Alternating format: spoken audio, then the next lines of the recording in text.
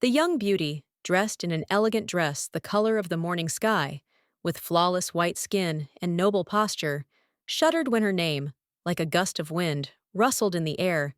making the heart beat faster, because she was the princess of Iona, whose grace delighted everyone around her. Very close, almost merging with the shadow, stood the killer, whose appearance seemed like a frozen picture from a nightmare,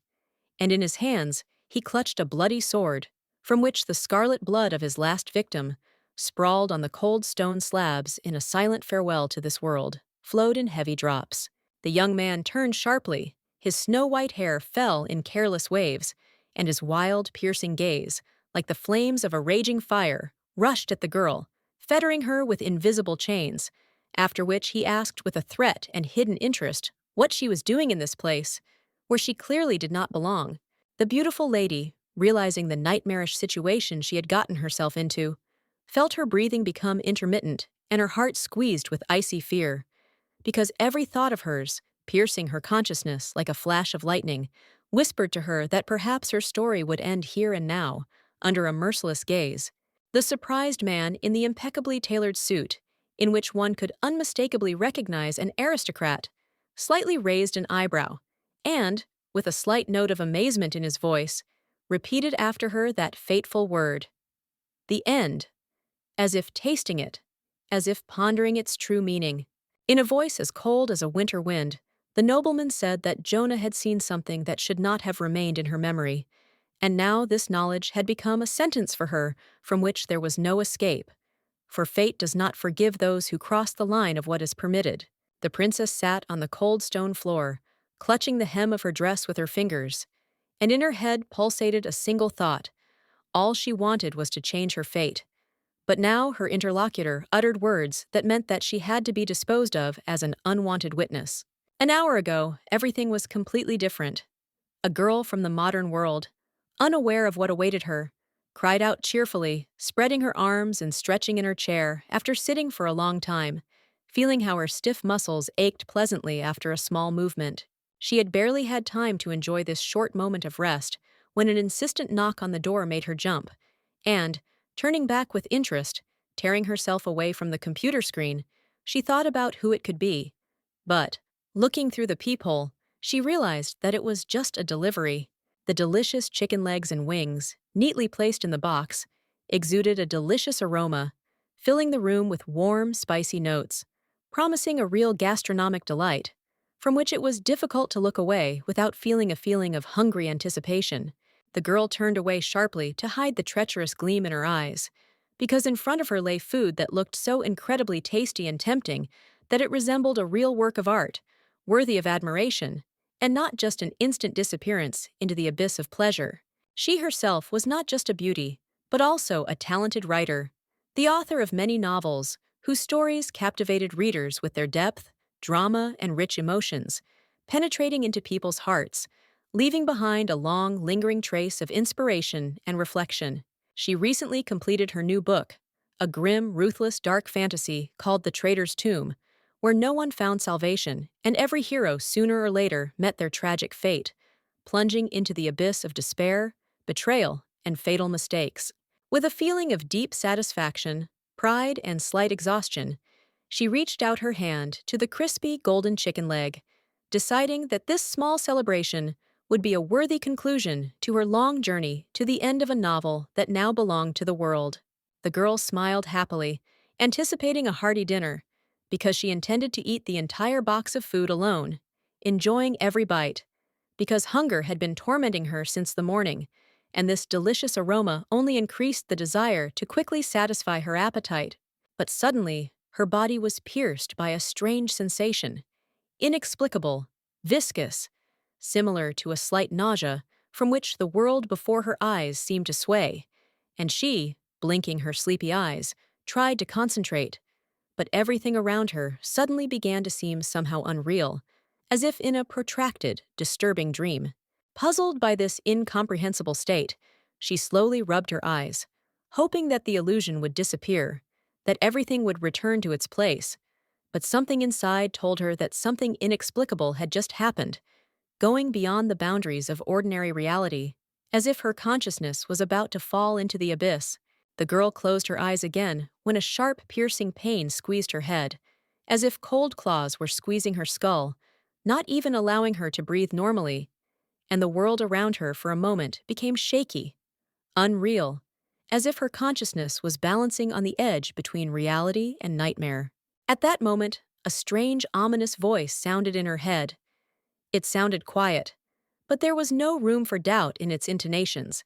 It did not ask, did not persuade, but coldly ordered, demanding that she kill someone. And these words sounded so natural, as if it were an inevitable part of her destiny. The girl froze in absolute shock, her breathing hitched, her heart pounding unevenly, and a shudder ran down her skin as the voice repeated its order, adding with terrifying clarity that after the murder, she would have to cut off the victim's head, and the thought made her fingers press into the armrest of the chair. Suddenly, as if an echo of the nightmare happening inside her, the cup of coffee standing on the edge of the table unexpectedly slid down, but, surprisingly, did not break into pieces, but only hit the floor with a dull thud, and the hot drink spread across the parquet, leaving chaotic, disordered patterns. Clutching the chicken leg to herself, as if it were the last island of reality, the girl trembled in fear. Her breathing was ragged, and her heart was pounding in her chest, because she could not shake the feeling that someone had sneaked into her house, that something frightening, invisible, but clearly sinister, was lurking in the darkness. Suddenly, a strange, piercing squeak was heard, so sharp and unpleasant that her ears became blocked, and her consciousness plunged into chaos for a moment, and she, unable to bear it, tightly closed her eyes, trying to fence herself off from this terrible sound that seemed to pierce her through and through, shaking her entire being. But when the fear subsided a little, and she carefully opened her eyes, she saw not her reflection in the monitor screen, not the familiar furnishings of the room, but something completely alien. Her arms were thinner, her hair had turned into flowing golden curls, and red eyes were reflected in the mirror opposite. Now her name was Jonah, and she realized that she was not just different, but that she was inside a book, inside a story that had once been just a figment of her imagination, but had now become her new reality, her new home, her inevitable fate, from which there was no escape. A luxurious interior spread out around her, expensive furniture with exquisite patterns, massive red chairs with velvet upholstery, heavy curtains woven from expensive silk, and all this spoke of only one thing. She was no longer a simple girl from her world, but a character in a story where she no longer dictated the rules. Around her, nobles in luxurious attire crowded, loudly discussing the pressing question that seemed to haunt all the nobility: who would soon take the throne and become the next emperor, capable of keeping the great empire from splitting and flaring up intrigues. The girl stood silently among the guests, her gaze sliding over their animated faces, and her ears catching snatches of conversations full of gossip and speculation, the nobles vying with each other to share rumors about the future heir, about his possible alliances and enemies, about what kind of ruler he would be, and what kind of era he would bring with him. Jonah listened to their voices, and with each passing moment the realization became clearer in her mind. She remembered these lines, these conversations, this tense anticipation, because she herself had once written them in her novel, creating the atmosphere of a high society ball filled with intrigue and hidden intentions. With a sinking heart, she suddenly looked down at her hand and, blinking in shock, realized the truth. Her fingers were thin and refined, her skin was snow white, and her nails were perfectly manicured. And in that moment, she realized that she had entered the body of a princess from her own book, becoming part of the story she had once created. The huge mansion, filled with the warm light of numerous chandeliers, revealed all its majestic beauty to her. The velvet night stretched out beyond the high windows, and in the halls, a grand ball of aristocrats was taking place, where the fate of the kingdom was decided in invisible but significant conversations. Her thin fingers were clutching at emptiness, although just a moment ago there should have been a fried chicken leg there. Fragrant, crispy, so desirable, but it was no longer there, as if it had never existed in this new world, where even such trifles obeyed their own strange laws. Frustrated, Jonah slowly sank to the floor, her heart clenched with frustration and a little despair. She was hungry, terribly hungry, and the thought that the food couldn't move with her seemed especially unfair, because she so wanted at least the slightest reminder of the old world. Her thin, graceful hands began to tremble as the realization hit her with full force. She had truly been transported to another world, to another reality, where there was no longer the usual comfort, technology, and ordinary life. All of that was left behind, and only the unknown awaited her ahead. She groaned inwardly, asking herself the same agonizing question. How could this have happened? How did she end up inside a world that she herself had invented? After all, it was just a novel, a figment of her imagination. But now it had become her new destiny. The character she entered into was not just anyone, but Princess Iona herself, a refined, beautiful lady with a gentle, mysterious smile, dressed in a luxurious blue dress that flowed softly across the floor, emphasizing her noble origins. As a child, thanks to her dazzling appearance, she was a universal favorite. Aristocrats admired her delicate features, musicians sang of her beauty in ballads, and artists dreamed of capturing her image on their canvases, comparing her to the goddesses of ancient legends. But with age, everything changed. The admiring glances were replaced by sympathetic ones, admiration turned into pity, and now, instead of praise, people only sadly said how lovely she used to be, until that terrible incident happened to her, forever tarnishing her reputation. Then, on the day of the ceremonial reception, a foreign delegation arrived at the palace, and at a luxuriously set table, important politicians discussed fateful issues concerning borders, alliances, and impending conflicts, conducting serious and tense negotiations. But the little princess, being still naive and carefree, did not understand the essence of what was happening at all.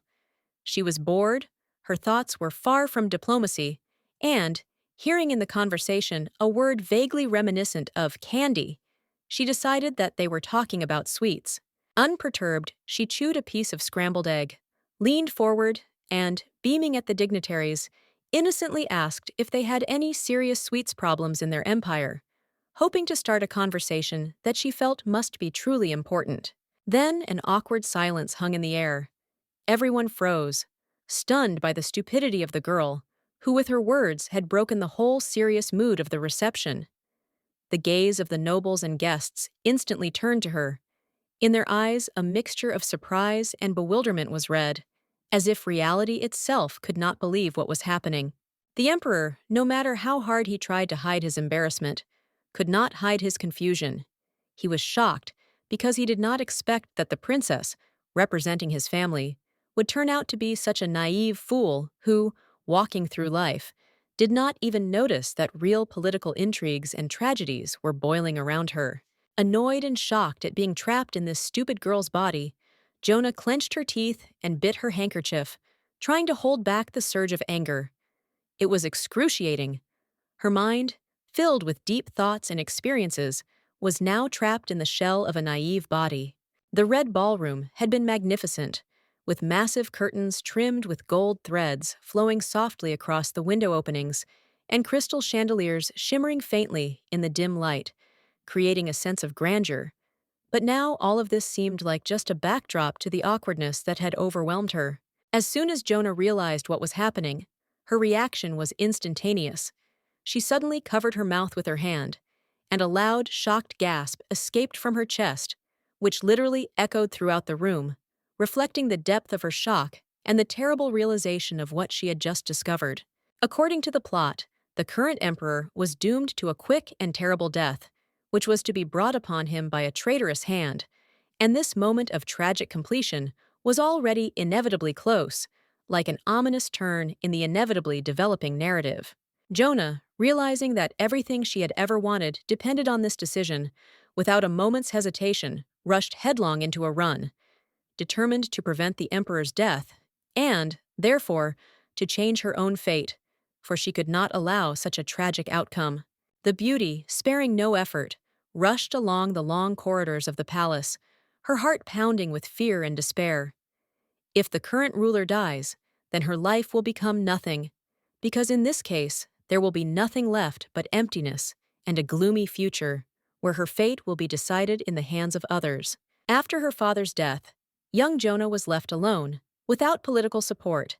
and now everyone who had only recently welcomed her as the heir had their dirty hands outstretched, ready to use her for their own purposes, leaving her without choice and power. After this, Jonah found herself completely alone, imprisoned in a palace engulfed in flames, where tongues of fire mercilessly devoured everything around her. And it was here, among the raging fire and crumbling walls, that she was to meet her tragic end if she did not find a way out. The lady, feeling fear and despair squeeze her heart, began to look around hastily, in a panic, in search of her father's room, hoping that he might still be somewhere nearby. But her searches seemed in vain, because the corridors were becoming more and more unrecognizable with each passing second. Suddenly, her gaze fell upon a massive statue of a maiden that towered near a faded yellow wall, like a silent guardian of this place. And at that moment, a guess flashed inside Jonah that this sculpture could be something more than just decoration. Abruptly, driven by desperate hope, she stepped forward, grabbed the cold stone wrist of the statue, and, putting into the movement all the strength that was left in her weakened hands, tried to turn it, hoping that this would lead to salvation. Thus, with a quiet creak of old stone, a secret passage hidden in the wall opened, behind which was hidden a long, dark corridor leading into the unknown. And at its very end, an old spiral staircase was visible, leading somewhere deep underground. Without wasting time on reflection, and without thinking about possible dangers, Jonah took a decisive step forward, ran inside, and at the same moment the door behind her closed with a heavy bang, as if forever cutting her off from the past, leaving only one way, only forward. After several minutes of careful searching, full of tension and fear, the young girl finally felt a metal switch on the cold wall, and, gathering all her determination, pulled it hard, hoping that this would at least clarify the situation a little. The old mechanism creaked, and suddenly the space was filled with soft light, revealing before her eyes a massive wooden door that swung open with a soft click, letting her into a huge library filled with countless bookcases, darkened by time. Feeling a great weakness gripping her fragile body, the lovely princess, moving with difficulty, reached out and grabbed the nearest shelf, trying to catch her breath. But her strength was running out, and every movement became more and more difficult. The lady, clinging to the remnants of her composure with all her might, staggered across the cold floor, taking heavy steps forward. But her body, succumbing to weakness, trembled treacherously, as if responding to the rolling fear that only grew stronger with each passing moment, restricting her movements. Suddenly, her heightened senses caught a strange, barely perceptible scent that wafted through the damp air of the library, and driven by some strange inner impulse, she obediently moved forward, allowing this ominous premonition to lead her straight to what she could not have foreseen. The beauty froze in the doorway, her thin fingers convulsively clutching the wood of the doorframe, but her legs seemed to have grown to the floor, not giving her a chance to take even one step forward, because everything in her screamed that she did not want to see confirmation of the terrible guess. For right in front of her, on the cold marble floor, in a dark red pool of blood, lay the lifeless body of her father, and his face, once full of life, was now forever frozen in a silent expression of pain. And this undeniable fact pressed upon her with unbearable cruelty. Suddenly, cautious footsteps were heard from behind the massive bookcases, and the girl's heart skipped a beat as the realization flashed through her head like a thunderclap in the middle of the night. The killer was still in the room, and now she could be his next victim. The noble lady, barely audibly gasping, shuddered with her whole body when someone unexpectedly addressed her by name. And at that moment, the realization that she was far from alone here flashed through her head like a cold wave of fear, causing her heart to beat faster in an anxious rhythm. A powerful male hand, covered in fresh drops of blood, clutched the bloody blade of a sword with frightening calm, and the crimson drops, slowly flowing down the sparkling metal, fell to the floor, like silent witnesses of the horror that had just been committed. Before her stood a beautiful but frightening man, a blonde beauty with burning amber eyes, whose features resembled a masterpiece carved from marble, and whose voice, cold and merciless, sounded like a sentence. Since she had witnessed a murder, Now she too had to be disposed of. Seized with horror, the graceful lady in the luxurious dress convulsively retreated backwards, her slender fingers sliding along the smooth floor in a vain attempt to find at least some support, and her breath caught when she realized that standing before her was Duke Bonaparte himself, a man whose name inspired fear. However, the man suddenly froze, staring at her with his mystical golden eyes, and, to the girl's surprise, his face, which a second ago had expressed only determination, suddenly acquired something strange, a barely perceptible shadow of doubt, as if he saw something unexpected in her. Thanks to his rare ability to read minds, the young man managed to unravel the truth in just a few moments, instantly realizing that the beautiful stranger in front of him was not the princess everyone thought she was, but was a completely different person who accidentally ended up in this body. The young man, without wasting a second, easily approached, dropping down right in front of the trembling girl who was sitting on her knees, and, looking at her with a piercing, penetrating gaze, asked a question that sounded more like an order. He demanded an answer, wanting to know who she really was. The young man was not just a young aristocrat. He combined rare strength, outstanding intelligence, cold beauty, and, most importantly, unlimited power that even most of the senior members of the imperial court could envy. However, behind his dazzling appearance hid a frightening secret, a dark side that almost no one knew about, and an ability that gave him an unprecedented advantage, allowing him to become an archduke at such a young age, overtaking many experienced politicians in power. The girl, realizing the danger, convulsively covered her mouth with her hand, holding back a frightened sigh, because if he really had read her thoughts, then he could now know the truth, which meant that she should under no circumstances reveal her true nature. Moreover, what scared her most of all, this man could not only guess that she was a stranger in this world, but also learn the most terrible truth. She did not just get into this plot by accident, but was its creator, the author of the whole story, into which she was now drawn against her will. Bonaparte, his piercing golden eyes narrowing in surprise, paused for a moment, taking in what he had heard, and then, with a dangerous insistence in his voice, coldly asked what exactly she meant by calling herself the creator of their world, because such words were not just strange, but completely impossible. Jonah, feeling her heart squeeze with fear, turned away convulsively, squeezing her eyes tightly shut, as if hoping that if she didn't see his piercing gaze, the reality around her would simply disappear. But she knew that this would not happen, because the man had already understood everything, had unraveled her secret. The young man, without taking his gaze off her, began to slowly approach, his steps sounding frighteningly even and confident.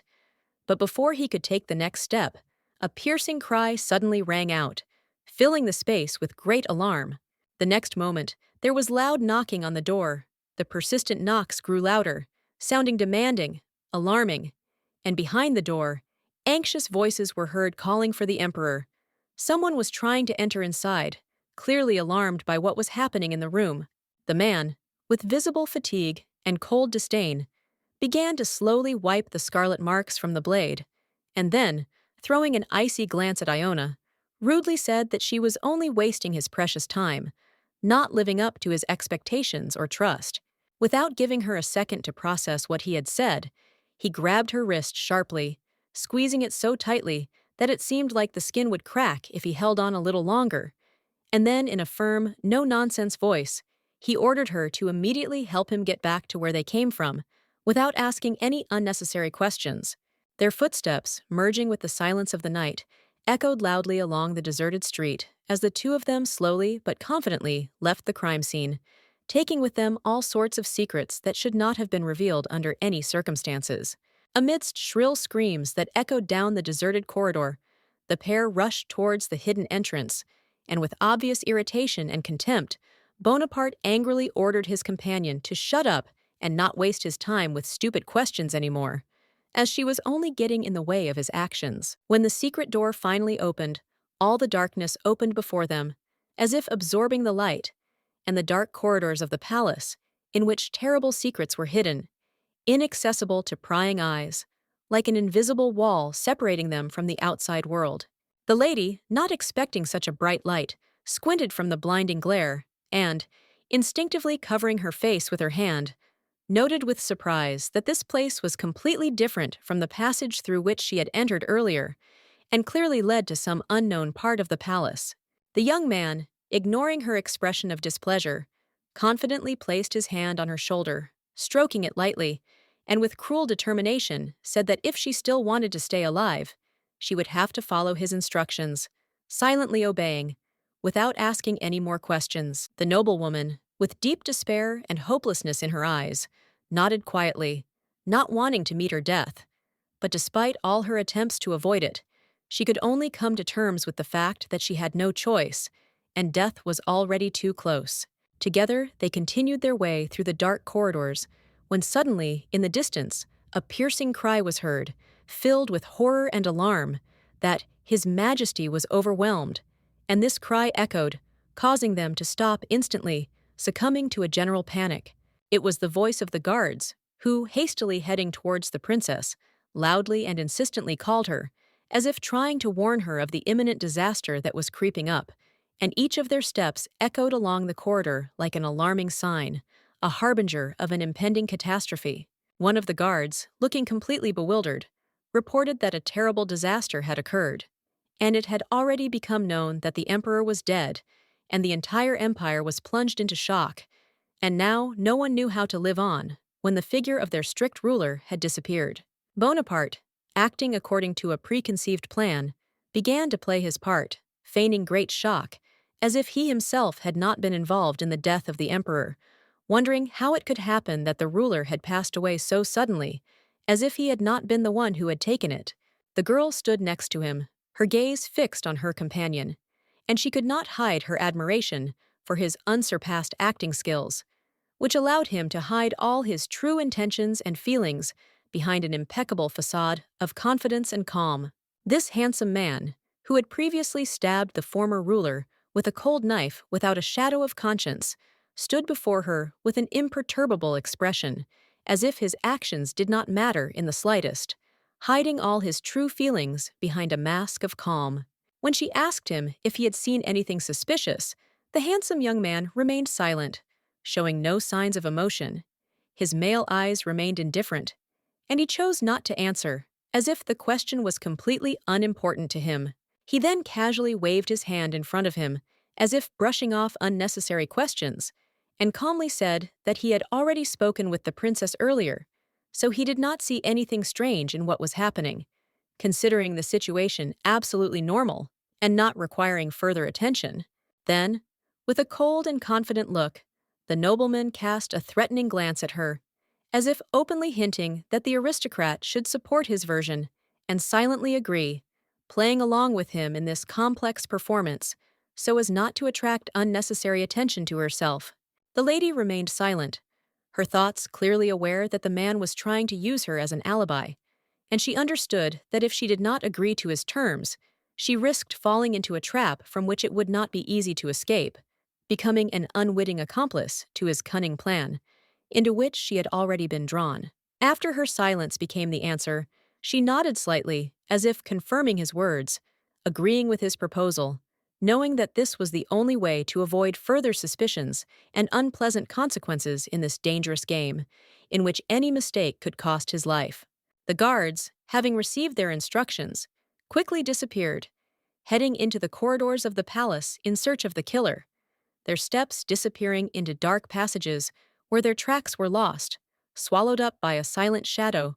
leaving only an uneasy feeling of an approaching threat, as if invisible eyes were watching them tirelessly. The young couple, watching the guards retreat, stood in complete silence, not saying a word, as if frozen in place, realizing that their next step could influence the course of events, and each of their choices was like the final chord in this dangerous game, where they themselves became hostages of their decisions. After this, the young man turned round and, casting a glance at her full of hidden authority and undisguised intent,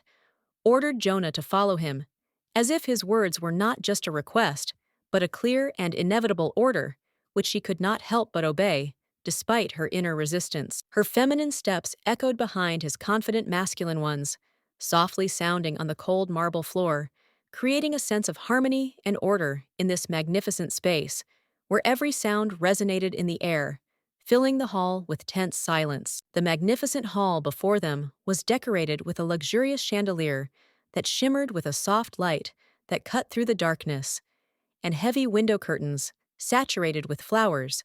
created an atmosphere of comfort, as if reflecting the wealth and luxury of this place, in which every element was thought out to the smallest detail. The noblewoman held a cup of tea in her hands, her fingers trembling as she flinched at the words about being called too playful, and felt a cold shiver run down her spine, because such words were not just a remark to her, but a caustic jab into the very soul. Bonaparte sat opposite her, his arms folded across his chest, his gaze stern and uncompromising,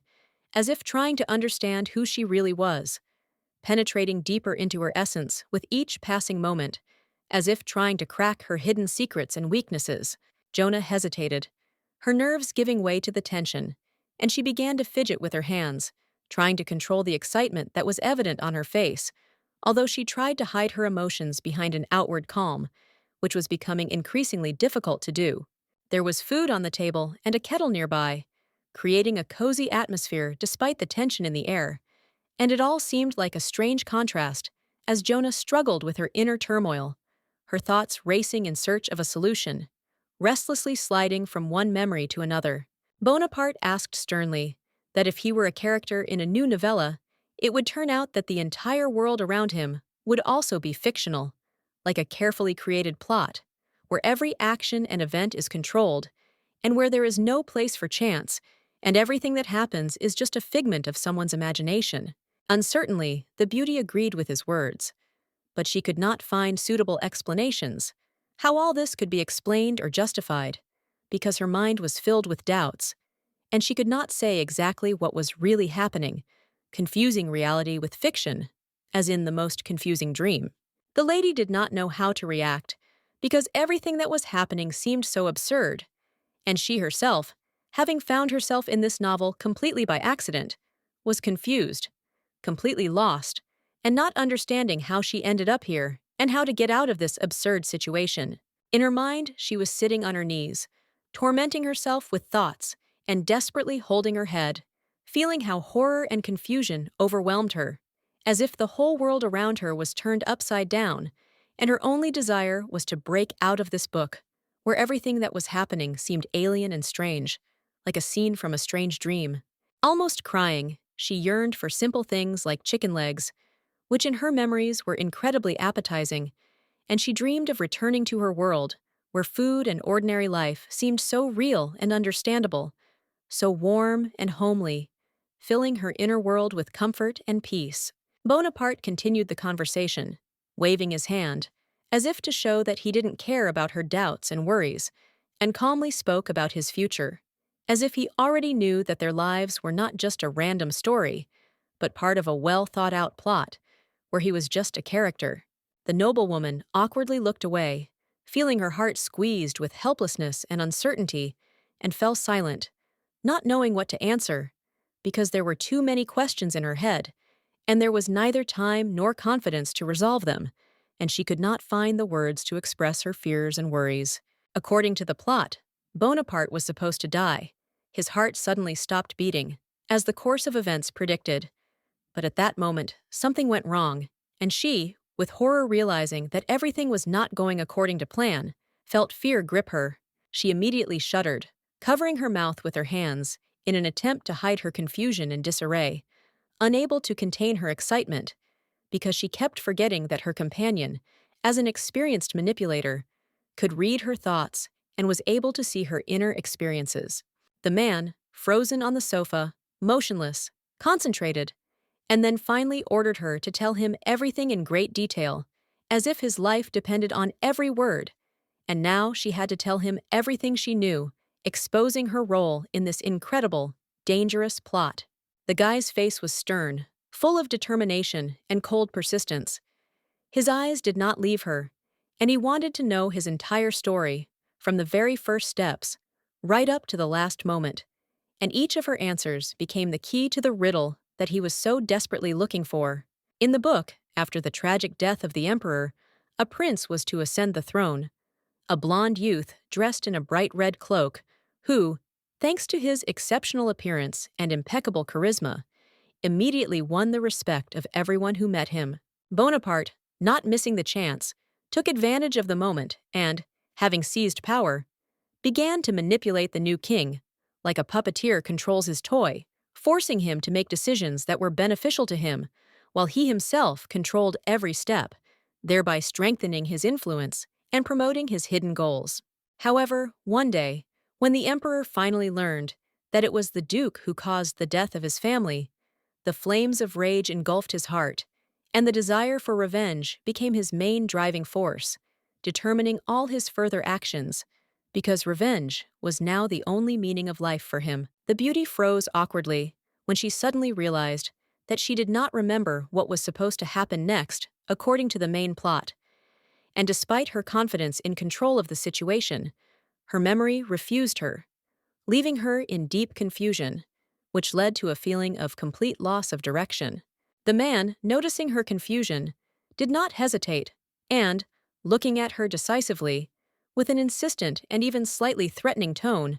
asked how she could not remember what she herself had written, questioning her, as if she should have known every detail of her own story perfectly. The lady shuddered, her hand involuntarily reaching to her face, trying to hide the nervous movement, while her heart beat anxiously and sweat appeared on her forehead, emphasizing her confusion and tension in this dangerous situation, as if she already felt the approach of trouble. Just as she was trying to come to her senses, a cold blade suddenly flashed in front of her, pointing straight at her, with such a threat that the air around her became thick, as if the danger itself was hanging in the moment, ready to fall upon her. The man's hand, tightly gripping the hilt, confidently held the cold blade,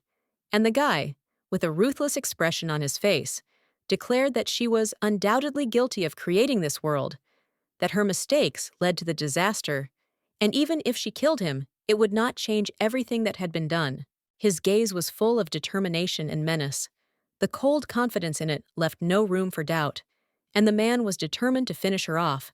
because he was sure that she was responsible for everything that happened and must pay for it. Bonaparte stated that he had kept her alive because he believed it could be useful if she could only figure out how to save him from death. But now that she had not done so, he was beginning to doubt whether it made sense to continue keeping her alive if she could not help. A frightened Jonah screamed that she would definitely remember everything if she was given at least a little time, because she was sure that her memory would return, and only then she would be able to find a way to help and fix everything that went wrong in this difficult situation. The pair walked away, clutching their hands to their chests, and quietly whispered that they would definitely remember everything, because their memory, despite the confusion, would still return, and those pieces of memories that had slipped away could be decisive in their difficult future. Bonaparte froze when he heard these words, and, immersed in complex thoughts, he realized that there might be some truth in her words,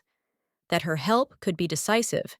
and even if he was not sure of her powers, he began to feel that her role could be very important. After these words, Bonaparte put away his blade and, holding back his irritation, asked how much time she still needed to remember everything, because he was already beginning to lose patience and did not understand how long she would hesitate and what else could prevent her from regaining her memory. The lady breathed a sigh of relief, but soon the handsome Bonaparte said that he could not trust her completely, and this was a painful blow, because she hoped that her efforts would finally be appreciated.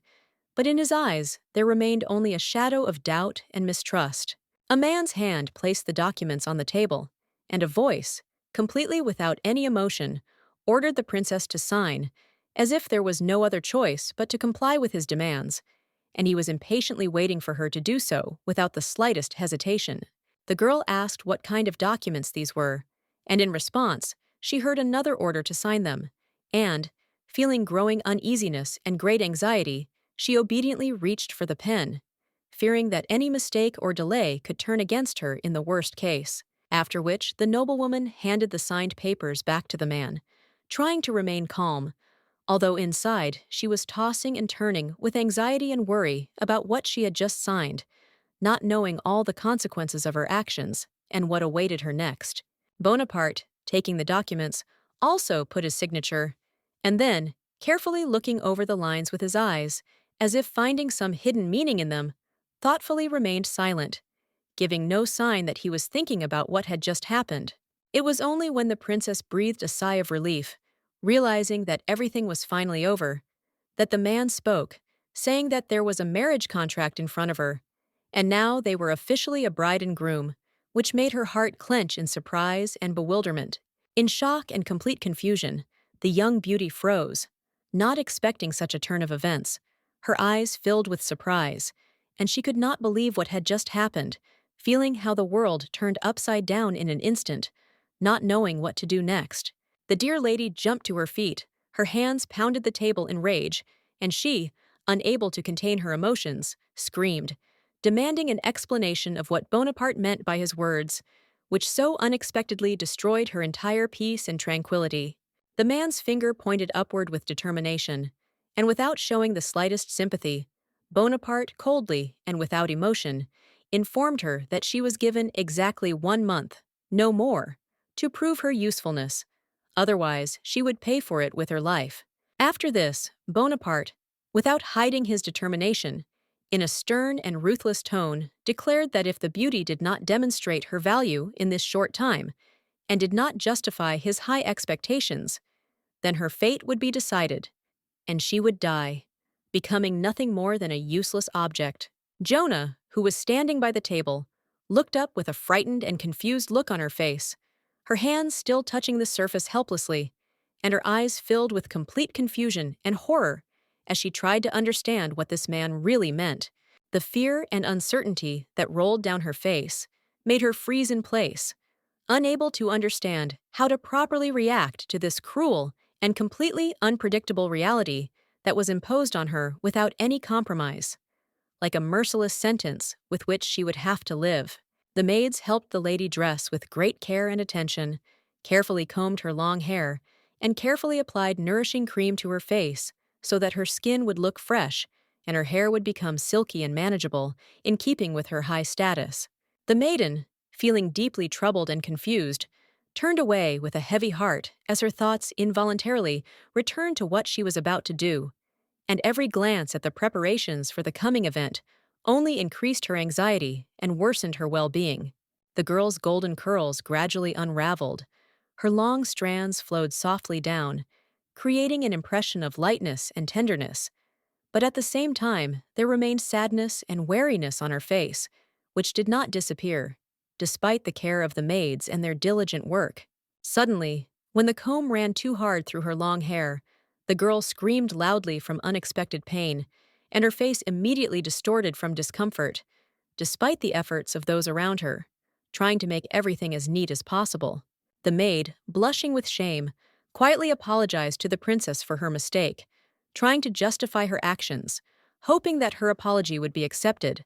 But there was still concern in her voice, the realization that she could have done much better. However, the woman's hand continued to squeeze the golden strands tightly, causing pain, and despite all efforts to help, each firm grip of the hair only increased the discomfort,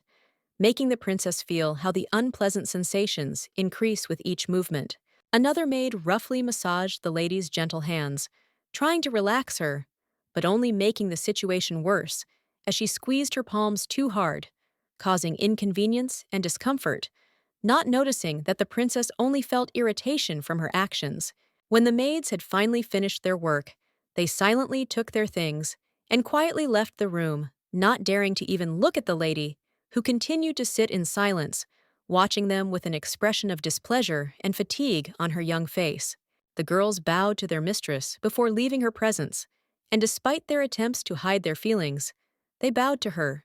their movements cold and mechanical, as if they were already tired of her company, feeling a hidden irritation. Jonah jumped at the loud and unexpected noise as the door slammed shut behind the girls, leaving her in complete silence, lost in her thoughts, feeling like everything that was happening had become empty and unnecessary to her, meaningless to those around her. The noblewoman was truly angry with the attitude of the servants because they behaved with her so arrogantly and rudely, as if she were a nobody, an insignificant person, not deserving any respect or even the slightest attention from everyone around her. This was the case in this novel. Poor Jonah, due to her naivety and inexperience, was completely ignored by all the servants, who treated her as if her existence did not matter at all, and she was just a helpless figure. With a heavy sigh, the lovely Jonah glanced into the huge mirror, trying to examine herself, as if hoping that it would be able to reflect not only her appearance, but also the feelings that were seething like a storm inside, echoing in the fragile female heart. She had magnificent, large red eyes, like juicy apples, which could not help but attract attention. Bright and alluring, they seemed to radiate all that passion and mystery that is so difficult to hide from prying eyes, remaining undisclosed secrets in them. In the mirror reflection, Jonah saw herself,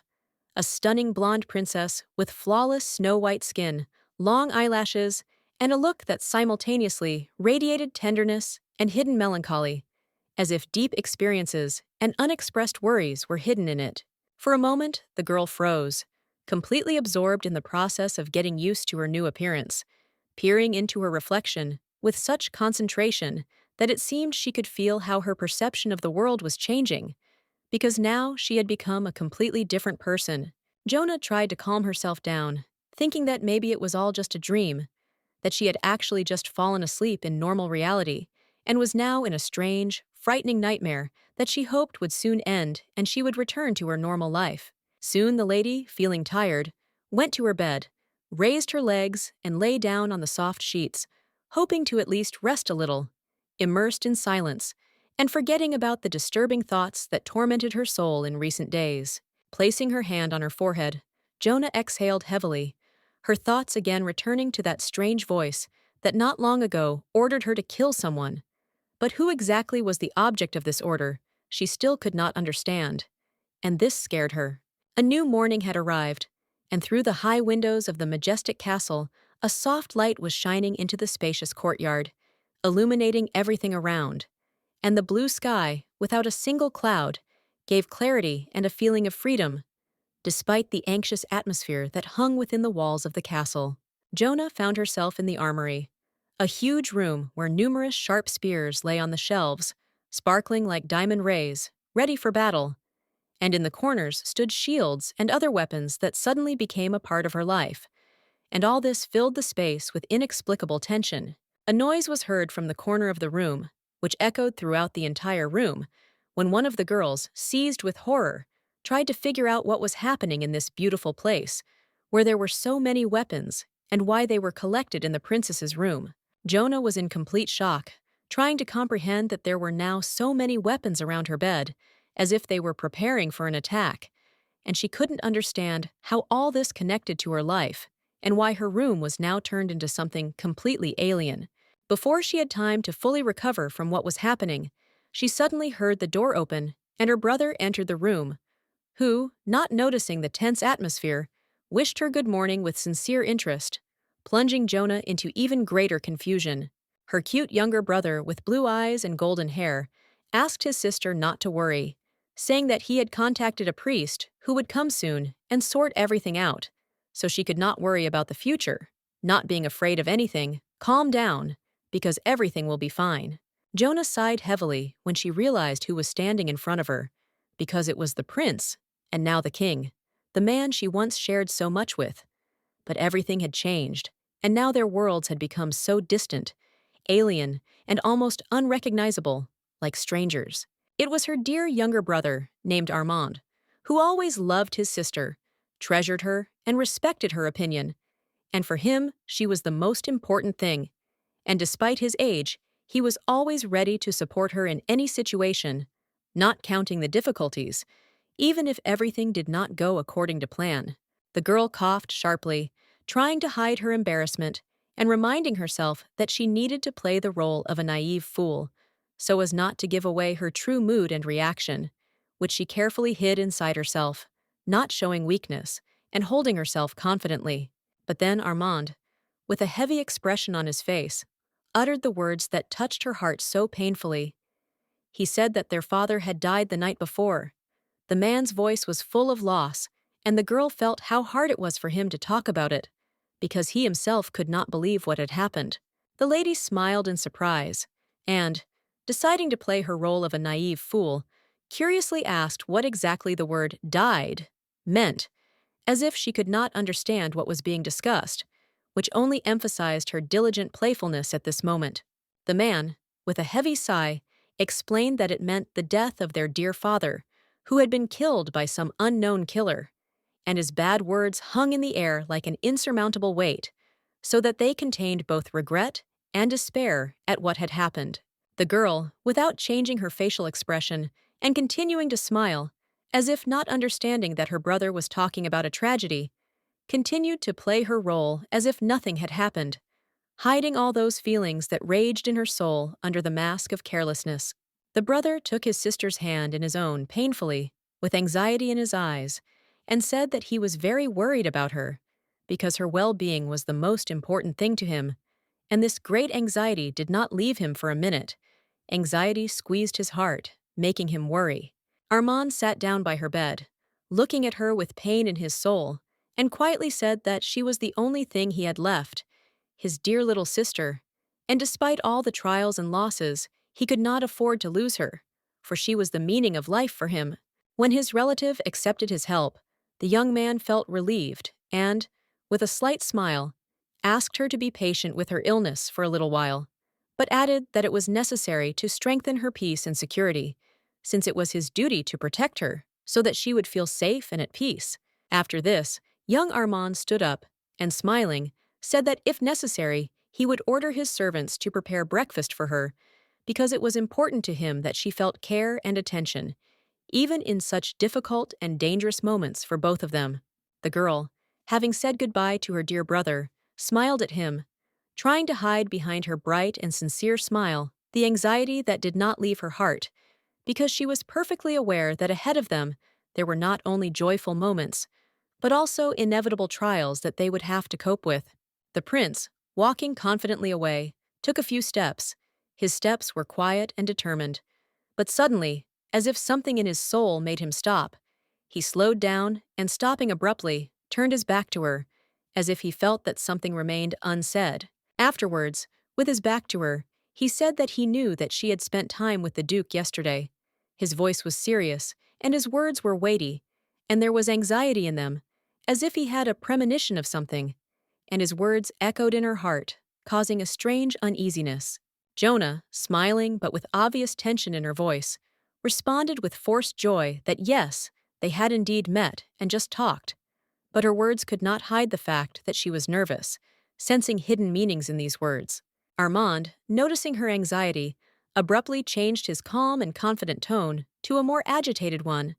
warning that Bonaparte was far from the man he claimed to be, and strongly advised her to stay away from him in order to avoid unnecessary risks, after which the door slammed loudly behind the young prince, who walked away quickly, leaving behind a heavy shadow, as if his departure was not just a moment of farewell, but something more important, leaving an emptiness in the air and feelings that she could not ignore. Awkwardly, but with obvious anxiety, the beauty sat down on the bed and thought, horrified at the thought of how angry her brother would be if he ever found out about her engagement, which seemed like such a secret that she had to hide and not reveal to anyone. However, she was well aware that she was completely confused in this situation and could not choose what was more important to her,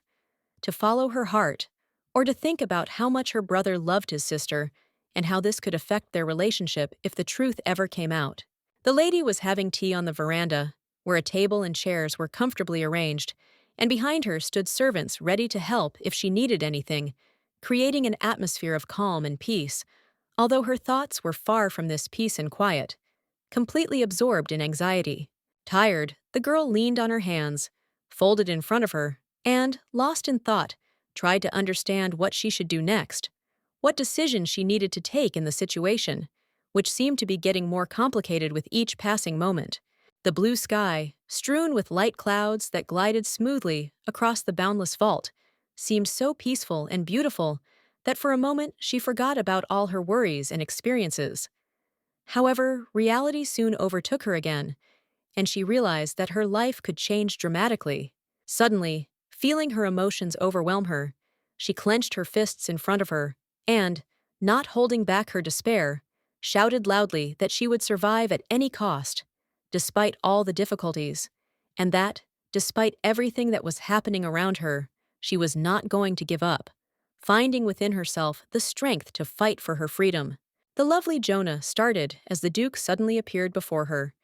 his presence so sudden and unexpected that she had no time to prepare herself for the way he extended his hand to her with grace and confidence, inviting her to further communication. His hand was dangerously close, just a few centimeters away from hers, and his fingers barely touched, which gave her a strange feeling, as if invisible energy was being transmitted through this barely noticeable contact, leaving an unpleasant feeling of tension. After that, with a slight grace, the young man kissed her hand, as if emphasizing the importance of the moment,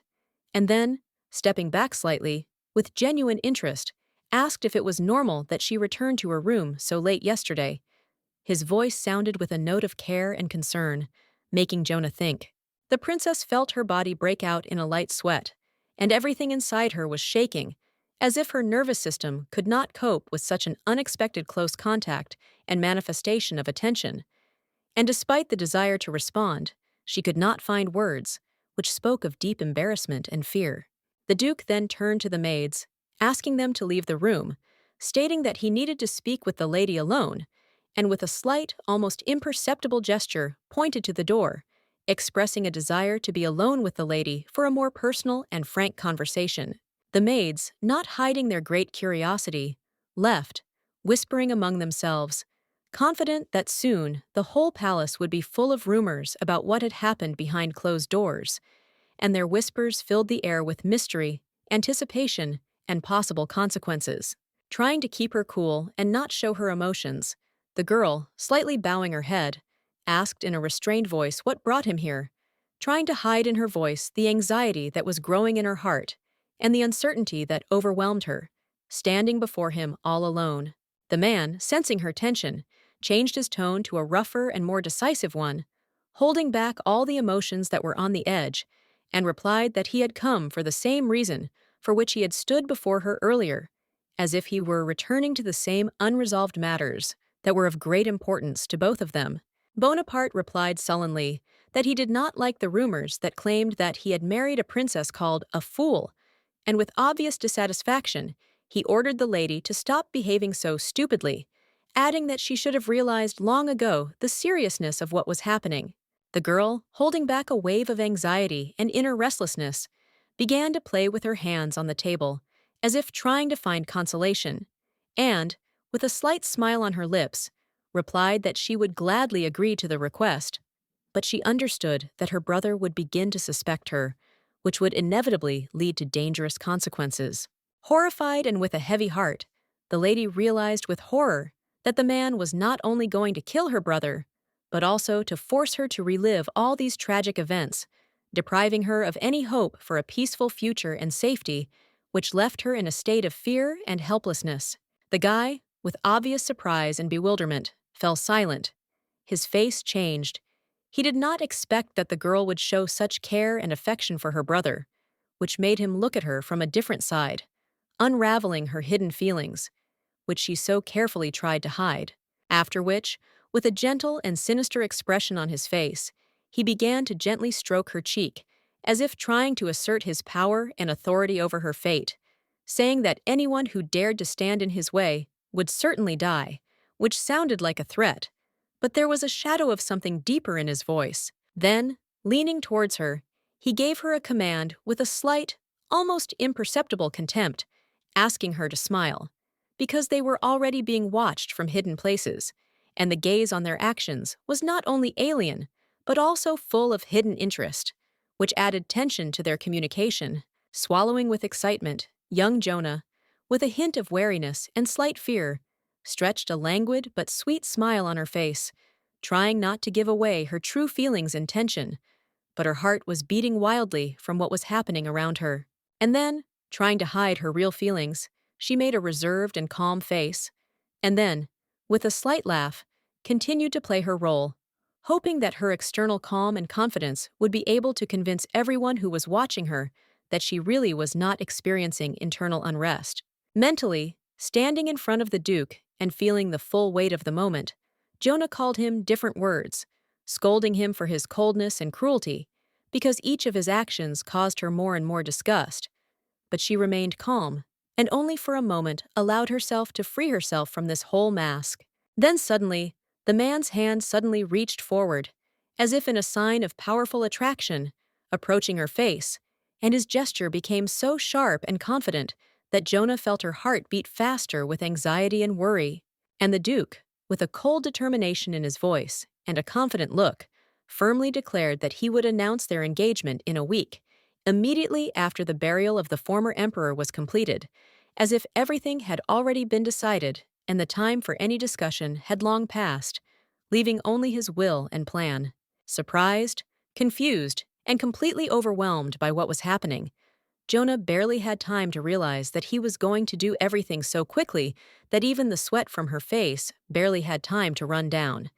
And, squeezing the internal tension, she realized that she could not allow herself to lose control, despite the storm of feelings raging inside her heart. The Duke, without giving her time to think, reminded her that she had only a month to prove to him that she was truly useful to him.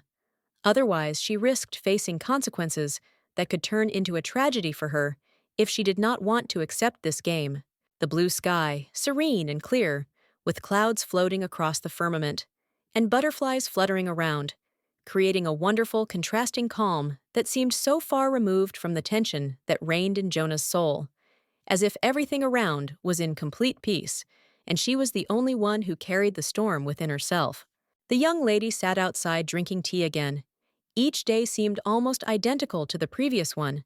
and everything around was monotonous, as if time stretched out into infinity, absorbing her thoughts and feelings into a boring and mundane reality. She was very bored, leaning her face on her hand, thinking about what to do with this life, because existence at the court of a handsome prince seemed to her completely devoid of meaning, filled only with indifference and routine, from which there was no way out. The woman's hand, with a slight movement, reached out and took the light cup of tea. The woman's fingers trembled slightly, as if trying to find at least the slightest consolation in this simple action, which, it seemed, could become her only source of peace in this world. Then suddenly, at the most unexpected moment, Jonah choked and spat out all the tea in front of her, as if her body had suddenly become alien, not subject to her will, and she realized that she had lost control of the situation, forgetting about all her thoughts and the world around her at the moment when everything went wrong, as she expected. The maid, who stood nearby, with a grin and slight contempt on her face, apologized and said with feigned kindness that, apparently, she had confused sugar with salt, as if this were the most natural explanation for such a flagrant incident, which could hardly leave Jonah indifferent. The maids were not afraid of the princess's wrath, and therefore it seemed that for them she was only an object for constant teasing and ridicule. They did not take her seriously and, it seemed, enjoyed her weakness, forgetting about their position in this society. Just recently, instead of warm water, they poured cold water into her bath, and young Jonah was unable to wash herself properly. Her entire attempt to find at least a little comfort in this place was ruined by the cruel actions of those who were supposed to care for women's well-being. The lady could hardly contain her real anger, which raged inside her, and could hardly imagine how in the future she would take revenge on them all for these humiliations, when her patience would run out, and the strength and opportunity for revenge would be on her side, and then she would not spare them. Suddenly, her attention was drawn to the strange behavior of the gardeners, who were especially busy today, sitting near the bushes and doing something in them, and she could not understand what exactly they were hiding, because it was obviously something important, and she could not help but feel suspicious. At this point, the maid, noticing the princess's interest, came closer and asked with slight curiosity if she had seen anything unusual or strange in the actions of the gardeners, although the maid herself did not know anything, but there was alarm in her tone, as if she suspected something. The tea, carefully poured into a porcelain cup, swayed quietly on the saucer, creating an atmosphere of comfort and tranquility. But for Iona herself, it was a moment filled with anxiety, because she knew that the calm was only an illusion, hiding the coming storm and danger. Jonah listened with interest to the rumors that a delegation from the Vatican would soon arrive to visit the deceased emperor and express their condolences, feeling how every piece of news about the upcoming event, even if it concerned death, still tugged at her heart. The maids, noticing her attention, suddenly began to laugh, not hiding their mockery, saying that the noblewoman had not appeared in society for a long time, and thus they continued to point out to their own pleasure her isolation and loneliness, which, in their opinion, only increased with each passing day. Silently, the beautiful lady, not wanting to show her irritation, concentrated on the reflection of her face in the cup of tea, which seemed strangely alien to her, as if a strange face was looking at her with this expression of worry, which plunged her even more into thought. Suddenly, without saying a word, Jonah stood up, abruptly putting her cup down on the table, and walked away, trying not to pay attention to her recent actions and the maid's question, to which she calmly replied that she simply wanted to take a walk, hiding her true thoughts. She ignored the maid's chatter about how the princess was a nuisance to everyone in the palace, causing nothing but trouble, and continued on her way, deciding in her heart that none of their ridicule would stop her in her search for what she was meant to understand and find. In front of the Duke stood a servant who, despite the tense atmosphere in the office, continued to calmly report that the criminal who had committed the murder of the emperor had never been found, while the nobleman himself, deep in work, sat at his desk, absorbed in business. Bonaparte scratched his face thoughtfully, as if trying to rid himself of the obsessive thoughts that were haunting him. His gaze focused on the emptiness in front of him, and his fingers unconsciously slid over his tired face, reflecting the internal struggle. When his assistant suggested taking a short break and taking a little rest from the intense work, the Duke firmly refused, explaining that he now had many things that required his attention, and that rest at such a moment was absolutely impossible for him. The sweet boy standing next to him fell silent, not knowing how to properly express his thoughts and what to say to the master, because there were rumors that he was in love with the lovely princess, which became the cause of a lot of gossip and complicated the man's position. Clutching the papers in his hands, the adult nobleman spoke first, recalling how rumors began to spread about his relationship with the princess, as well as the sister of the new emperor, raising a wave of speculation and fears that all this could undermine his reputation. After a few moments of reflection, Bonaparte suddenly understood what the young servant had meant when he spoke of rumors,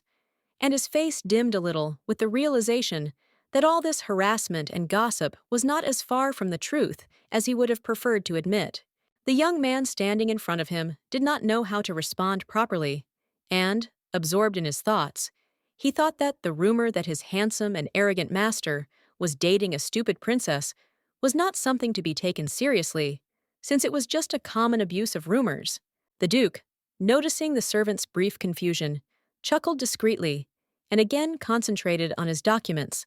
as if nothing had happened, his gaze remaining cold and focused on more important matters that could not be delayed. The servant, slightly startled by surprise and embarrassment, looked at his master with slight surprise, but, not having received any additional instructions, again felt his attention being diverted from the conversation and continued his work, without keeping unnecessary thoughts in his head. The servant, holding back his displeasure and embarrassment, bowed quickly, but, thinking to himself, he wondered with surprise what kind of person his master was, so unpredictable and strange that his actions were difficult to understand. Bonaparte, being a man whose intuition was sharp and precise, easily read the servant's thoughts. But despite this, he remained silent, not giving an answer even when he was called not the most flattering words, preferring to remain calm and keep the situation under control. His hand tapped his fingers thoughtfully and silently on the table, creating a soft but insistent sound that seemed to be part of his thoughts, reflecting his calm and confidence that he could cope with any difficulties, even the most unexpected ones. The young man could not believe all the words that his new bride said, unable to understand what was reality and what was just a terrible dream. because everything that was happening seemed so absurd and unexpected to him that he was completely confused. Suddenly, unable to restrain himself, he turned sharply to the window, and a man's languid gaze instantly rushed in that direction, as if something important had caught his attention, making him forget about everything happening around him, and his eyes began to record every detail behind the glass. Through the window, he noticed the princess walking through the garden with several maids, but it was unclear where she was heading, because her steps did not lead to any obvious destination, and everything around was filled with an atmosphere of mystery and unpredictability. The young man, looking at this picture, gloomily noted to himself how sad and sorrowful it was to observe that the ladies, despite all their beauty and high position, completely neglected even such trifles as the attention of their maids, which seemed completely absurd. The beauty approached the fence, and, absorbed by its mysterious charm, she felt an extraordinary atmosphere forming around her. It was so quiet and cozy here, as if this corner had become her personal refuge, in which she could hide from the noise of the outside world. And so, at that moment, her attention was drawn to the cries of the maids, who hastily reported that the deuce had most likely come closer, and the water in the pond was now unusually transparent and clean, as if inviting her to come and take a look. And she, without hesitation, turned her gaze, but immediately felt something was wrong. Unable to hide her suspicion, Jonah, realizing that the servants were once again plotting something dark against her, as if in passing, began to realize that she had once again fallen into a trap, and that their behavior was far from as harmless as they tried to show, creating the appearance of innocence. And despite her inner uneasiness, she, playing the role of a naive fool, came a little closer and looked where the maid pointed, as if believing that there really was a secret hidden before her, waiting to be revealed, and that there really could be something interesting in the water, like a fish. As soon as the maid stepped on the princess's foot without noticing, young Jonah felt a sharp pain that instantly pierced her, causing her to bend over in pain, and she barely stayed on her feet, trying not to show her fear of what was happening. After a maid accidentally stepped on the princess's foot, Jonah lost her balance, and her footrest tripped, causing her to fall loudly into the water, engulfed by the cold surface of the pond as she found herself completely submerged in its icy embrace. The beautiful girl could no longer stay afloat. Her body was tired, and her strength was leaving her with every new movement, and despite all her efforts, she sank deeper and deeper into the cold embrace of the water, as if the elements themselves had decided to take her into their dark depths. The maids watched in horror as their mistress did not surface and showed no signs of life. Anxiety gripped their hearts, and they began to hastily talk, deciding that they should immediately call the knights for help, otherwise everything could end in a terrible tragedy. Suddenly, at the very moment of despair, a hand quickly emerged from the transparent water, as if in response to their panic fear. It broke through the dark thickness of the water, and a deafening splash was heard in the air, which filled everything around with glitter and bright splashes. The young maids screamed in panic. One of them staggered in fear and almost lost her balance, because something so unexpected and frightening happened before their eyes that they could not even comprehend what had happened and what they should do now. The lady emerged from the water. Her movements seemed to be planned in advance. Without causing the slightest emotion, she walked silently, not paying attention to the shouts of the servants, as if everything that was happening was an empty sound for her, and her steps were confident, like those of a person who was in complete control of the situation. The maid hurried to hand the lady dry towels, trying to protect her from a possible cold, although, despite her concern, she herself was the one who, with a playful intention, pushed the princess into the water, hoping for an easy game, but now felt awkward about what she had done. The towels she handed over were stiff and coated with a dull film, as if they had not been washed for a long time, their grimy fabric indicating that they had experienced many moments like this and were now just a reminder of difficult memories. However, Jonah, with icy calm and unfailing dignity, refused the offered towels, and with obvious irritation said that the maid should use them on herself, since it was she who was wet, and therefore deserved the same attention as the princess. After this, the princess, overcome with anger, roughly grabbed the rag and, with obvious irritation, began to wipe the maid's face with it, as if in this way she was trying to express all her dissatisfaction, while every movement was full of contempt and cold rage. The servants, frightened by such an unexpected act, recoiled in shock, their eyes filled with fear and confusion, and the air itself seemed to thicken with tension. And only now the princess realized that there was clearly something wrong with the towel, and this led to her anxiety. As she looked around, her gaze fell on the lost ring. It was gone, as if all her confidence had disappeared, and the princess realized that the ring the Duke had given her had sunk under the water while she was swimming, and now the responsibility lay with the maids who had failed to keep an eye on it. In a dry, icy tone, full of imperious severity, the aristocrat ordered the maid to immediately go down into the lake and find the lost ring, demanding immediate discipline and impeccable work from her.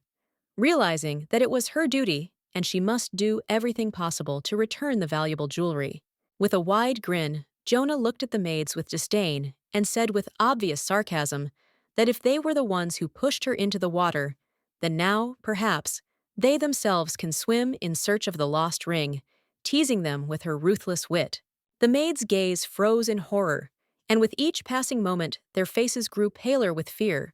realizing that their mistress was absolutely right. They had not kept an eye on the ring, without thinking about the consequences, and now they had to correct their mistake by plunging into the cold waters of the lake. The sunset, painting the sky in deep shades of red and orange, was quietly flaring up over the castle, illuminating its walls and towers, as if nature itself was trying to eclipse the darkness that was enveloping the hearts of the maids,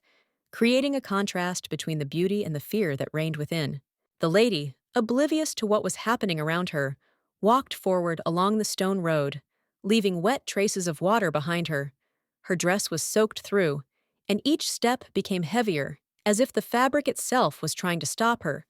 But Jonah was not going to stop. Jonah, shivering with cold, felt the evening air penetrate her wet clothes, and her body became increasingly cold and numb. But despite this, she continued to walk, not paying attention to her uncomfortable position and wet clothes, already fully aware that the night was coming faster than she expected. Behind her, from the window, in the shadow of the dark walls of the castle, Bonaparte was watching. His gaze was cold, lifeless, and sinister. He stood with his arms folded across his chest, showing no emotion, like a stone statue. But there was still some dark power hidden in his gaze. The girl's mood dropped sharply when she noticed this scoundrel standing there in the window. His presence became a real test for her, and she thought that if this man was here, then nothing good awaited her in the near future. He was exactly what she was missing. Slowly lowering her head, she felt her heart become heavy, and her thoughts, like dark clouds, began to thicken, creating an atmosphere of melancholy and sadness around her, because everything that surrounded her seemed so alien and unfriendly. The charming Duke continued to look at her. His gaze was attentive and persistent. He was clearly intrigued by this unusual princess, in whom he saw something that caught his interest, even if outwardly he did not show the slightest sign of emotion. The servant, walking heavily along the corridor, with a folder of documents under his arm, moved forward with concentration, mentally going over the importance of the upcoming report that was to be presented to the master, and knew that he had to act carefully because his reputation depended on it. He knocked on the door, opened it, and having calmly announced that the report was ready, stood waiting for the gentleman's reaction. His voice sounded calm, but the internal tension was felt, because his further work and his future in this house depended on how the gentleman perceived him. When the boy entered the room, his gaze caught the figure of the gentleman, who, instead of sitting at the table and doing business, was standing by the window, thoughtfully looking into the distance, which immediately stunned the servant, since he did not expect to see Bonaparte in such a relaxed state. His surprise only increased when he noticed that Bonaparte was smiling, his gaze directed into space, as if he was thinking about something important and profound, and this was so unexpected that the servant did not know how to react correctly to such a rarity. The servant, standing in the doorway in complete confusion, could not believe his eyes, because he had never seen the master with such a smile on his face, And this moment was so strange and unusual that his state of shock was completely understandable. The faithful servant, with undisguised curiosity, glanced attentively behind his master's back, trying to discern what had so strongly attracted his attention, and in the hope of understanding what exactly had made him stop in deep and concentrated thought. Outside the high arched window, which looked directly into the inner courtyard of the majestic castle, a young princess walked leisurely. Her light movements were full of grace, and her posture radiated such nobility that it seemed that nature itself was frozen before her enchanting grandeur. The duke, whose face had suddenly darkened with an expression of obvious irritation, cast a cold, piercing glance at the servant, making it clear that he was unbearably angry at the impudence of the servant who had dared to interrupt his contemplation of such a fascinating and captivating spectacle. The servant quickly looked away, feeling a slight tremor in her chest, because now she had no doubt that all the palace rumors were true. Her master really was madly in love with the beautiful and unattainable princess. After which, stumbling over every word, the boy began to say with noticeable excitement that he had brought a list of all the nobles and influential people who had been officially invited to the funeral ceremony dedicated to the farewell to the emperor. After this, the man's hand, moving slowly and confidently, extended the folder to the man standing in front of him, and then his calm but firm voice announced that among those invited to this mournful event, there was also a cardinal, which could have special significance. The duke, bowing his head and frowning, took the papers in his hands and with visible thoughtfulness began to read the official documents, carefully analyzing every word, and, it seemed, sensing that they contained something much more important than it seemed at first glance. The documents spoke of a cardinal whose name was mentioned among those invited, and then the servant, not daring to voice his guess directly, nevertheless dared to suggest that it was precisely that terrible incident, which was whispered about in narrow circles, that became the reason for the summons of this aristocrat to participate in the investigation of the murder. The man and his servant stood opposite each other, exchanging tense glances, and between them on a massive table lay documents laid out, each of which could change the course of upcoming events, influencing decisions on which the future of the palace and the entire empire depended. The man's name was Hagen, and he was not only the current cardinal, but also the leading contender for the Holy See, which made him one of the most influential figures in the church hierarchy, and therefore his every action attracted the attention of the nobility and clergy. Recently, cases of children disappearing without a trace have become more frequent in the capital, especially those who were left without families and living on the streets, and alarming rumors about mysterious abductions have spread faster and faster, causing growing concern among the common people. It was for this reason that the Duke, not wanting to sow panic among the townspeople, gave his loyal knights clear orders to conduct a secret investigation without attracting unnecessary attention in order to find out the truth and prevent further disappearances. The corridors of the mansion were drowned in enormous semi-darkness. Massive ancient tapestries were visible on the walls, and scarlet curtains made of heavy brocade flowed at the high windows, letting through only the meager rays of the setting sun, which is why an ominous and oppressive atmosphere reigned in the hall. Bonaparte sighed heavily, allowing himself a moment of irritated silence, and then, clenching his fists, sharply called the guards useless incompetents, who, despite all their efforts, were still unable to find out a single important detail about the mysterious disappearances. And so the cardinal was soon officially informed of the situation that had arisen, and without a moment's hesitation, he personally took up the investigation of the missing children, deciding that such a matter required a thorough investigation and his direct intervention. Pointing a thin but firm finger at the document in front of him, he ordered in a cold and uncompromising voice that the delegation be placed away from the church and away from the forest lands, stating that it would be safer that way, leaving no room for objection. The servants suddenly gave a violent start, stepped back, and suddenly cried out in surprise when they realized that the Duke, whose plans no one knew about, was soon going to announce his imminent big engagement, which threw them into real shock. After which the man, still not believing what he had heard, sharply raised his voice, and with undisguised indignation asked his master what this unexpected engagement was, with whom he was going to link his fate, and why he had made such a hasty decision. Bonaparte, with cold determination and a clear note of irritation in his voice, firmly and without hesitation stated that he had long ago made a final decision and intended to marry the princess, regardless of anyone's opinion, possible objections from those close to him, or political intrigues. The servants were dumbfounded, unable to believe what they had heard, and, imagining their master next to Jonah, they experienced a real shock,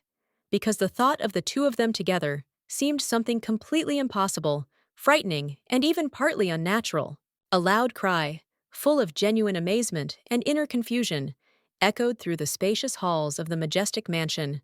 bouncing off the high walls, penetrating every crack, and drowning in the echoing, heavy silence that hung in the air after such an unexpected statement. A serene, endless blue sky stretched above the palace, fluffy clouds floated lazily, and behind the massive windows of the mansion, thick green foliage swayed, rhythmically swaying in the light gusts of wind, as if nature itself had a premonition of the coming changes and was lying in wait. Jonah lay on her soft bed, coughing weakly, feeling an unpleasant ache throughout her body. The consequences of yesterday's incident made themselves known, depriving her of strength and turning every movement into an excruciating ordeal, leaving only a lingering feeling of weakness and increasing fatigue. The silence of the room was broken by the cautious sound of footsteps, and soon one of the maids entered silently, bowed respectfully, and maintaining impeccable politeness, cautiously inquired about her health, hoping to hear at least a slight hint of improvement or an answer that inspired hope. However, Jonah stubbornly remained silent, gloomily thinking that it was the maids who were to blame for her illness, because it was their doing. Yesterday's incident, when she, albeit as a joke, was still pushed into the cold water, which now turned into a real punishment for her. Slowly, with each movement, as if with great effort, Jonah swung her legs over the edge of the bed, almost wincing from the sharp cold of the floor, after which, with difficulty and unhurriedly, she began to put them into soft, warm slippers, hoping to at least warm up a little and feel relief. Through her irritation and hidden anger, her voice was firm and decisive, brooking no argument, as she gave the maid an order, informing her that she no longer wished to see her former servant in the house, and demanded that she be rid of her presence immediately. The maid, awaiting further instructions, accepted the order, but suddenly, breaking the silence, from behind the door, as if in response to an unknown event, footsteps were heard, which echoed along the corridor, disturbing the peace and creating an alarming tension in the air. The girls, confused and with a slight tremor in their chests, noticed how anxiety hung in the air when they heard someone's loud cry that penetrated their hearts, making them stop for a moment, feeling all the unknown threat and anxiety. It was Armand who, unable to contain his excitement, burst into the chambers of his elder sister, shouting her name, and his face reflected deep concern, as if the anxiety that had seized him did not allow him to keep his emotions under control. Realizing the seriousness of what was happening, the man approached his relative, his face expressing complete anxiety, and he asked with obvious excitement whether she really intended to marry the evil duke, having no clear idea of the consequences of such a decision, which worried him greatly. After this, young Jonah, with a look of determination on her face, ordered her maid to leave the room, as she intended to speak with her brother alone, without strangers, to discuss everything that she could not say in the presence of others. The girl tried to change the subject, justifying herself by saying that she was simply worried about her brother's health, advising him to rest more and not overexert himself, hoping that in this way she would distract his attention from more serious issues concerning her future. The prince said with obvious disappointment that he was very worried about his own sister and that she should under no circumstances marry the duke, because this decision could entail many undesirable consequences that she did not yet suspect. Awkwardly adjusting her hair, the beauty raised her hand and, with slight embarrassment on her face, began to justify herself, feeling how her words literally dissolved into thin air, because she understood perfectly well that even the most compelling arguments were not able to dispel her brother's concerns. According to the young man, the Duke was not just an unpleasant person. He was cunning, mean, and two-faced, hiding his true nature behind a mask of nobility, which made him even more dangerous and unpredictable in his actions, capable of destroying lives. He had a dark side, carefully hidden from all other people, but to those who knew how to look behind the facade, it was obvious. This side was full of evil intentions, manipulations, and hidden motives that could destroy more than one life that stood in its way. And it was clear that this young, handsome man was clearly striving for imperial power, dreaming of a golden crown sprinkled with blood, ready to walk over corpses without hesitation to achieve his goal, stopping at nothing and no one, because his ambitions knew no bounds. The Duke was not just a deceiver, he was a traitor and a renegade, willing to betray those closest to him for his own gain, and his actions left no doubt as to his true intentions, which were full of cruelty and calculation. Jonah stood opposite her brother, listening attentively to his words, but, unable to bear any longer his persistent anxiety, which she considered unreasonable, interrupted him, declaring that it was time to stop this talk and give her the opportunity to make her own decision. Armand continued to insistently explain that the young sister should have no connection with the Duke, convincing her that he was not only a liar, but also a cunning deceiver, carefully hiding his true intentions behind a mask of kind nobility. The lady, tightly clutching the fabric of her dress, with a determined expression on her face, said that she had already signed a contract with the nobleman, ignoring her brother's protests, as if she was absolutely confident in her decision and had no intention of deviating from the intended path. The prince, hearing these words, froze. Overcome with shock, his gaze became empty and confused, and for a moment he could not believe that his sister had already agreed to marry the evil Duke, despite all his warnings and attempts to convince her otherwise. Jonah immediately objected, confidently stating that Bonaparte had not insisted that she sign the marriage contract, as if trying to justify his actions, hiding the true intentions and circumstances that forced her to make this difficult and possibly wrong decision. The young man, unable to understand how she could voluntarily agree to marry such a disgusting man, looked at her with complete bewilderment, unable to comprehend how his sister could fall into this trap without seeing the full depth of the true threat hidden behind the mask of nobility. The beauty, hearing her brother's words, froze in bewilderment, not knowing how to react correctly when he announced that he intended to immediately go and talk to the Duke, deciding to intervene and, perhaps, stop her from taking an irreversible step that could lead to disaster. The lady ran in a hurry after the handsome Armand, trying to stop him, but her steps were too slow, and she could not contain her anxiety because her heart was increasingly seized by the fear that her brother would not have time to prevent the disaster that was approaching. Her quick steps echoed, and her white shoes slammed loudly on the floor, a warning that time was running out, and she could not afford to hesitate, for every moment brought them closer to an inevitable collision with a terrible fate that could not be avoided. The maid, walking anxiously, followed the prince like a shadow, unable to stop, despite all her anxiety, for she understood that nothing she said could stop him from his determination to go and meet the Duke in order to stop the catastrophe. Armand was filled with rage, his teeth clenched and his gaze full of determination, because he was sure that Bonaparte had deceived his sister and forced her to agree to this marriage.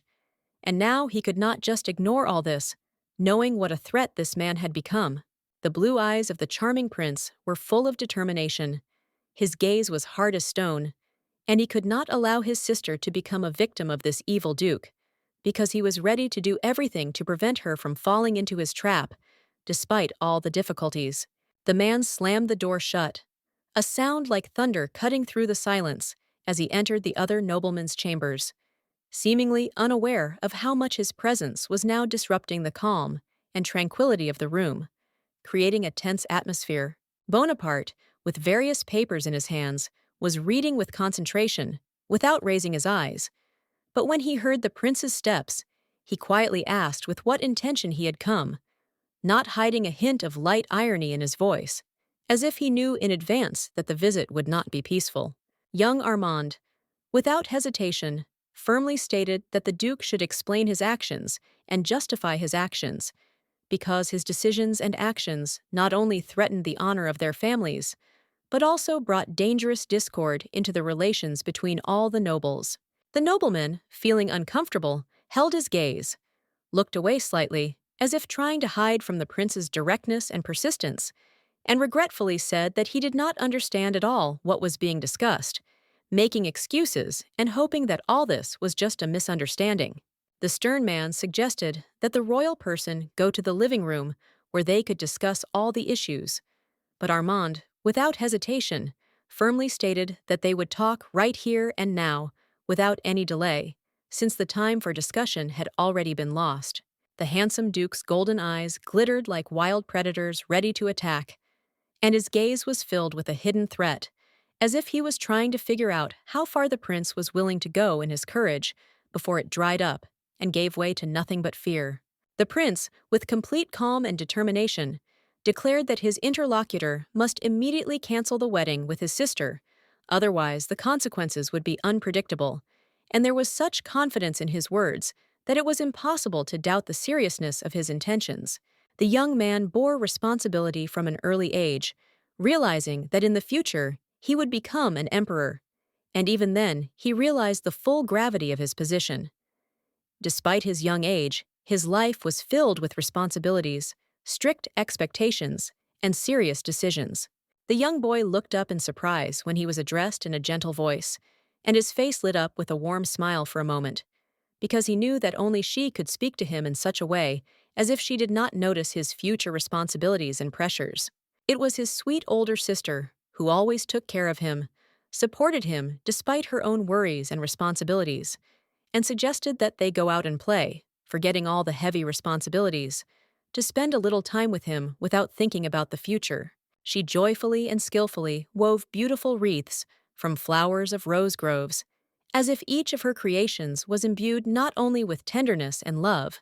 but also with a special warmth that sincerely brought a feeling of carefree and pure moments of their happy childhood. Then Jonah, with a warm and caring smile, looked at her little brother and tenderly said how beautiful the wreath looked on his head,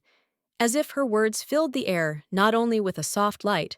but also with love, which always warmed his fragile heart. The boy nodded sheepishly, feeling the new crown on his head,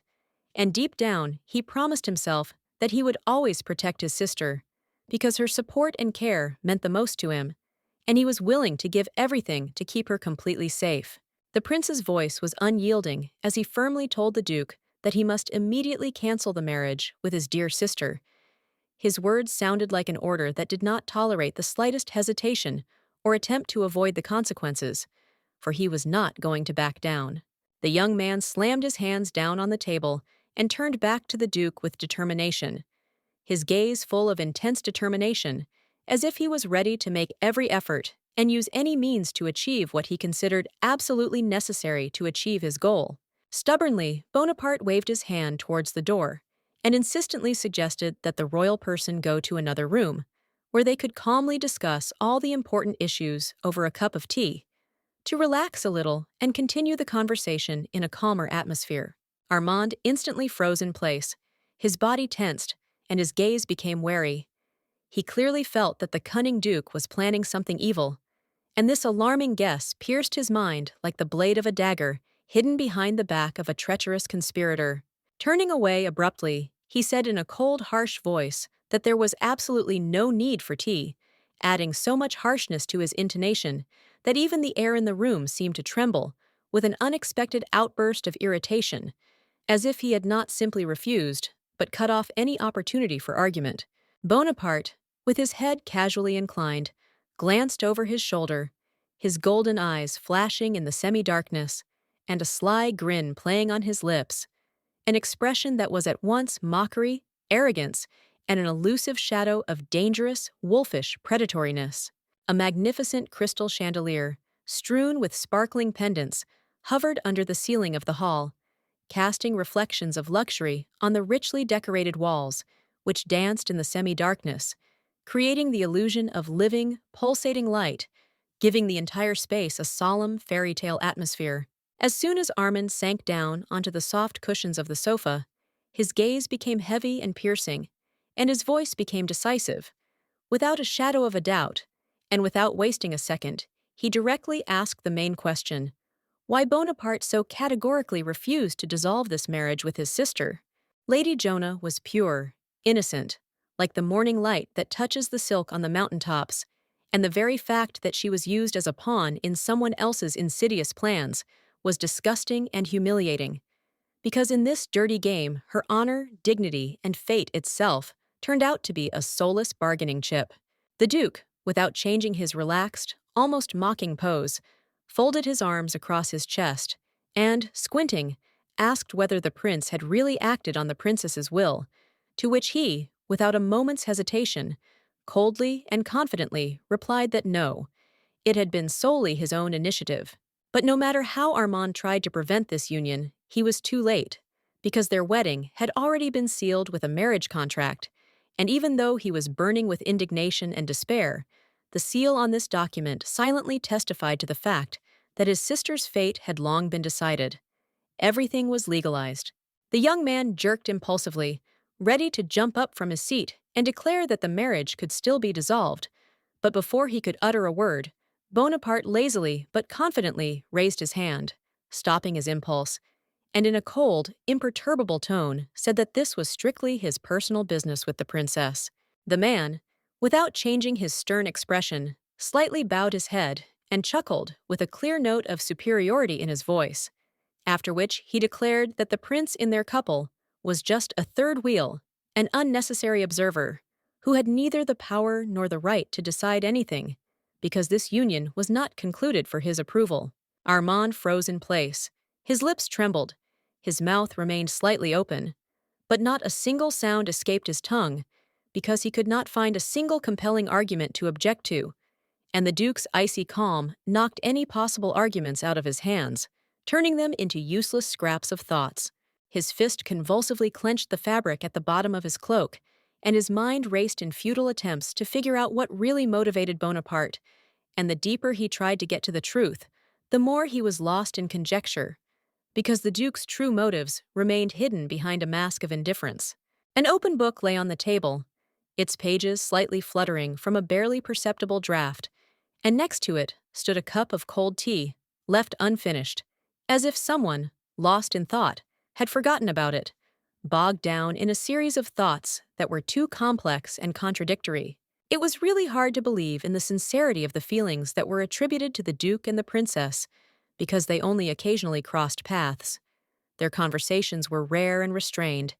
and now, when they suddenly started talking about their marriage, it seemed something strange, fictitious, far-fetched. Closing his eyes, Bonaparte exhaled, then lazily and almost indifferently said that feelings between a man and a woman can flare up as suddenly and swiftly as a fire, which at first is warm and cozy, and then turns into a raging flame, devouring everything around, leaving only ashes and smoke. Remembering their first meeting, he caught himself thinking that the truth about the princess that he learned then turned out to be much more significant than any romantic games, because she was not just a woman. She was a creator, the creator of their world, the one who once gave this world form and meaning. And finally, Bonaparte confessed that all the rumors and guesses were not without truth, because he really needed the princess not for the sake of intrigue, not for the sake of power or profit, but for reasons that no man could fully comprehend, since they went far beyond ordinary human feelings. The prince clenched his teeth, his breathing became ragged, heavy breaths broke through his compressed lips, and cold sweat ran down his face in thin streams, despite the coolness in the room, because the Duke's words sounded with an unshakable confidence in which there was no falsehood. And from this realization, everything inside him contracted. Unable to bear the silence, the Duke rose abruptly to his feet. His movement was swift but dignified. He glanced indifferently at the prince's face and, without changing his even, calm tone, said that it was time for him to go, since there was much work ahead, and to organize the emperor's funeral. He paused for a moment, and then added, as if by chance, that, having finished his preparations, he intended to visit his bride, for duty obliged him to be near her, and the importance of this union left no room for delay, and there was not a drop of hesitation or a hint of doubt in his voice. Silently, clenching his fists so hard that his knuckles turned white, the young man sat with his gaze downcast, his hands shaking with anger, and his nails digging into his skin. But he did not utter a word, because he understood that any objection, any word would be meaningless now, because everything had already been decided,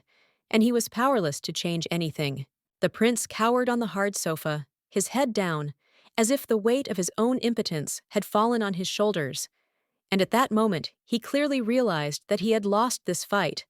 that the Duke had proven stronger, more cunning, more ruthless, and now his sister, his dear sister, had been irrevocably taken from him. On the crimson velvet upholstery of the chair, like a symbol of lost greatness, lay a crown, its shine dimmed in the semi-darkness of the room, and this silent image spoke more than any words. Power, pride, status, all this meant nothing if he could not protect the person dearest to him. The young man covered his face with trembling fingers, hiding his stifled, ragged sighs, realizing that, despite his title, he was a teenager, weak and helpless, without the strength or power to protect the sister he had promised to protect, and this realization burned him from the inside, tearing his soul apart. The night spread through the mansion with the silver light of the moon, which glided along the marble columns, clung to the exquisite tapestries, cast long shadows across the parquet, filling the space with a strange, enchanting silence. But even this beauty could not calm those whose thoughts were overwhelmed by anxiety. The girl paced back and forth in her room in irritation, her footsteps sounding hollow on the carpet, and her heart pounded with worry for her brother, because in a world where the emperor had just been killed, nothing could guarantee the prince's safety, and the thought that the killer could come for him next soon pierced her mind. The maid, noticing the anxiety and worry reflected on the princess's face, suddenly turned to her with a respectful offer to prepare a hot bath for her, as if hoping that the warm water would help the mistress relax, and at least briefly distract herself from heavy thoughts. But as soon as these words escaped the maid's lips, a recent memory surfaced in Jonah's mind. The same maid, the same palace walls, and her own body, suddenly collapsing into the cold water after a cleverly placed trip, accompanied by a stifled laugh. The noblewoman crossed her arms irritably over her chest, narrowed her eyes, and, without hiding her displeasure, sharply asked how the search for her missing ring, given to her by her father, was progressing, to which the maid immediately hesitated, shifted from foot to foot, then lowered her head and began to make vague excuses. But the beautiful Jonah had already understood everything. The search was stopped. No one was looking for her thing anymore, and these people who dared to come to her empty-handed did not care at all how important this ring was to her, and this insolence outraged her to the depths of her soul. And suddenly, before she had time to express her indignation, a distinct, insistent knock was heard in the silence of the room, causing her to freeze. Her fingers trembled slightly, her gaze slid towards the door, and for a moment she was overcome by indecision.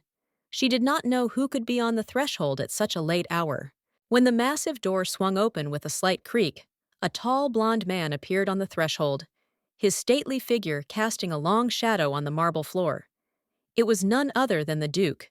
His dazzling smile resembled a predatory grin, and sparks of either mockery or interest danced in his eyes. With a wide grin, he stepped forward, slightly bowing his head, and, without losing his defiantly self-confident tone, greeted the princess, calling her by his name and adding the word bride, with special emphasis, as if savoring it, as if checking how it would sound in the air. Jonah raised an eyebrow in confusion. Her lips twitched into a strained, forced smile, and her voice was even but curious as she asked what had brought him to her at such a late hour. What business was so important that it couldn't wait until the morning? But the Duke, as if anticipating her reaction, merely chuckled, took a couple of steps around the room, and, casually looking around, began to speak with the same lazy but tenacious interest, saying that there were rumors going around the castle that the princess had dropped a ring in the lake, and, funny as it may be, they were talking about the very piece of jewelry he had given her. Bonaparte, determined to keep up the game as if the ring really existed, bowed his head, and with a sincere expression poured out his pity, declaring that something had been lost, and this left a deep feeling of regret that was difficult to hide and forget. The maids shuddered violently when they were confronted with the terrible accusation that they had looked after the princess so poorly that they had failed to notice her in danger, and were now in serious danger for their carelessness and negligence in their work. They stood frozen, trembling with great fear, as the Duke issued an edict demanding that the maids be removed from sight at once, and with every word of his order, there was a merciless determination to punish all those responsible for their negligence and short-sightedness in this important matter. Jonah raised her hand and, awkwardly trying to express her opinion, gently retorted that she thought young Bonaparte was overdoing it. But before she could finish her sentence, her fiancé interrupted her again, not giving her a chance to express her point of view seriously, leaving her completely bewildered. Without thinking twice, the nobleman took the woman's hand in his, as if deciding not to leave her alone, and placed a new ruby ring on her finger, which sparkled in the light as a symbol of their relationship, adding to this moment not only an expression of love, but also a solemn gesture. The beauty stared in amazement at her hand, and the new piece of jewelry that the Duke had so generously given her, feeling how the symbol of love and devotion contained in this ring filled her fragile heart with surprise, touched by excitement and a feeling of great warmth. The young man was not at all embarrassed. Like a true friend, he approached the princess with a confident and calm look, took her hand, and bending down, kissed it, expressing his respect and reverence, making this gesture not only a sign of politeness, but also of the deep admiration that he felt for her. With a sly grin on his face, as if wanting to tease, he asked her not to take off the ring anymore, so that she would not accidentally lose it twice, which sounded like a request full of light playfulness, but with an invisible threat, giving the words additional meaning and some seriousness. After that, the man bowed and left, leaving Iona alone in the room, shaking with shock, as if everything that was happening was too fast and inexplicable for her, and the feelings that he caused did not leave her, leaving a strange feeling of uncertainty and anxiety. Jonah took a deep breath, trying to catch her breath and calm down, collecting her thoughts, because what had just happened required a lot of effort from her to understand what exactly she felt, what awaited her next, and how she should act in such a difficult situation. The blue sky, the soft green shadow of the leaves, and the first light of a new day, all this seemed especially bright and alive to Iona, as if the world around her was waking up, and she herself could not understand how she should move on in this changed world, where every step was full of uncertainty. The noblewoman stood awkwardly as an unexpected guest entered her chambers at such an early and unusually quiet hour, and immediately began a formal introduction, as if this moment had been planned in advance and expected for a specific purpose, leaving no room for doubt. A whole crowd of new servants appeared before Jonah. All of them, without a single word, bowed their heads before her in deep respect, as if realizing their role, which now consisted of unconditional submission to her will, without giving her time to think or ask questions. Dripping with cold sweat and feeling the tension growing with each passing second, Jonah asked one of the maids with obvious concern who exactly had sent or hired these people, trying to understand what was hidden behind their appearance and what significance this unexpectedly important visit carried. The girl, who introduced herself as Dorothy, stated with clear certainty that she and the others had been sent by the Duke himself, who had entrusted them to serve the princess, giving the whole thing an even greater gravity that Jonah could not help but notice with growing concern. Jonah froze, her hair standing on end in shock and her face contorted in an expression of surprise and worry, as what she had just heard was completely unexpected and left her completely confused, making her feel helpless. The mansion Jonah was in looked amazing. It was a large and majestic building surrounded by green foliage and ancient trees that created a sense of privacy and tranquility, almost a fairy tale atmosphere, like in old novels. The maid, bowing modestly before her mistress, uttered words that made a strange impression on Jonah, declaring that from that moment on, she and her relatives would serve her faithfully and devotedly, fulfilling all her wishes with complete readiness and without questions. The girl, whose eyes sparkled with delight and joy, was sincerely happy that she had received such an opportunity to serve their princess, considering it a real honor, and her face glowed as if she had just fulfilled her cherished dream, not expecting such a turn of events. Jonah, feeling her nerves stretch, awkwardly recoiled from the words of the enthusiastic maid, who declared that she would now serve the princess with complete loyalty and devotion, experiencing a strange feeling of uneasiness and bewilderment, not knowing how to react. Young Dorothy turned out to be a truly good person. She always brought tea with a smile, radiating kindness and a sincere desire to please,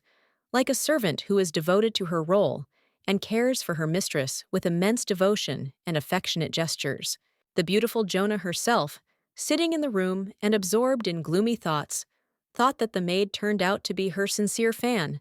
since she showed so much enthusiasm that at times it seemed that her admiration was too obvious and even somewhat excessive for Jonah. Suddenly, Jonah flinched as someone spoke to her forcefully, breaking her thoughts and tearing her out of the prolonged silence she had been trying to maintain, as if it was her refuge from the events happening around her that she was losing control over. Dorothy, with a noticeable concern in her voice, asked her if the lady had become ill because of the emperor's funeral, which was to take place today, trying to find out if everything was all right, and if Jonah did not feel very worried about it,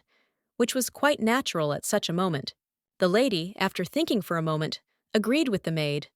but without losing time, hurried her to finish her hair faster, as she was not in the mood to linger and preferred to finish everything as quickly as possible in order to return to her thoughts. Suddenly, there was a loud knock at the door, which broke the peace and added even more tension to the atmosphere, forcing everyone present to freeze and pay attention to what was happening behind the door, a harbinger of something important and, perhaps, not entirely expected. It was the prince who entered the room with a light and confident smile, as if not noticing all the tension around him, and declared that he had come here to personally see off his sister, which in his words sounded like an indisputable fact that left no room for objections. With a smile, the princess answered her brother that she was fine, and, reassured by his concern, she sat quietly until he stood next to her, trying with his presence to convey to her confidence and support in this difficult moment, filling her soul with peace and warmth. As they walked down the long corridor together, the boy suddenly, as if realizing the importance of the moment, turned to his sister, telling her not to worry, and added that he would always protect her, promising that no difficulties, no fears, no trials could stop him. Armand smiled brightly. A blush appeared on his cheeks, and with a sincere expression on his face, he asked the girl to trust him, assuring her that she would never be alone in this world and that she should not worry because he was always there, ready to come to the rescue at any moment, even if the world around her was collapsing. Above their heads was a cloudless blue sky, and in the distance they could see the majestic imperial cathedral standing in the middle of the city, its tall towers rising high and its round windows reflecting the light, creating an atmosphere of solemnity and grandeur that could touch the heart. There, in the very center of the cathedral, was the coffin of the emperor, resting in his final rest, surrounded by fresh flowers that symbolized respect and memory of the great ruler, whose passing left a deep mark on history and in the hearts of his subjects, making everyone think about eternity. The girl sat on a bench, watching her brother say goodbye to their dead father, and all this happened in silence, filled with deep respect and sorrow, as her heart sank with pain for the loss of the great ruler whose wise decisions determined their destinies. Gently, reverently, the men's hands placed the flower on the chest of the former emperor, symbolizing the respect and great love they all felt for their ruler.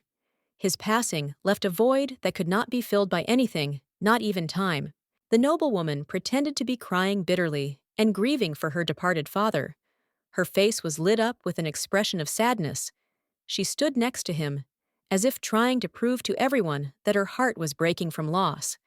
But inside there was more terrible despair than real tears. Suddenly, another tall figure appeared next to her, and she suddenly looked at the girl in amazement, not expecting to see her in such a state, which made her gaze stop, as if trying to understand what exactly was happening here and what brought her here. the stranger also brought a white flower with him,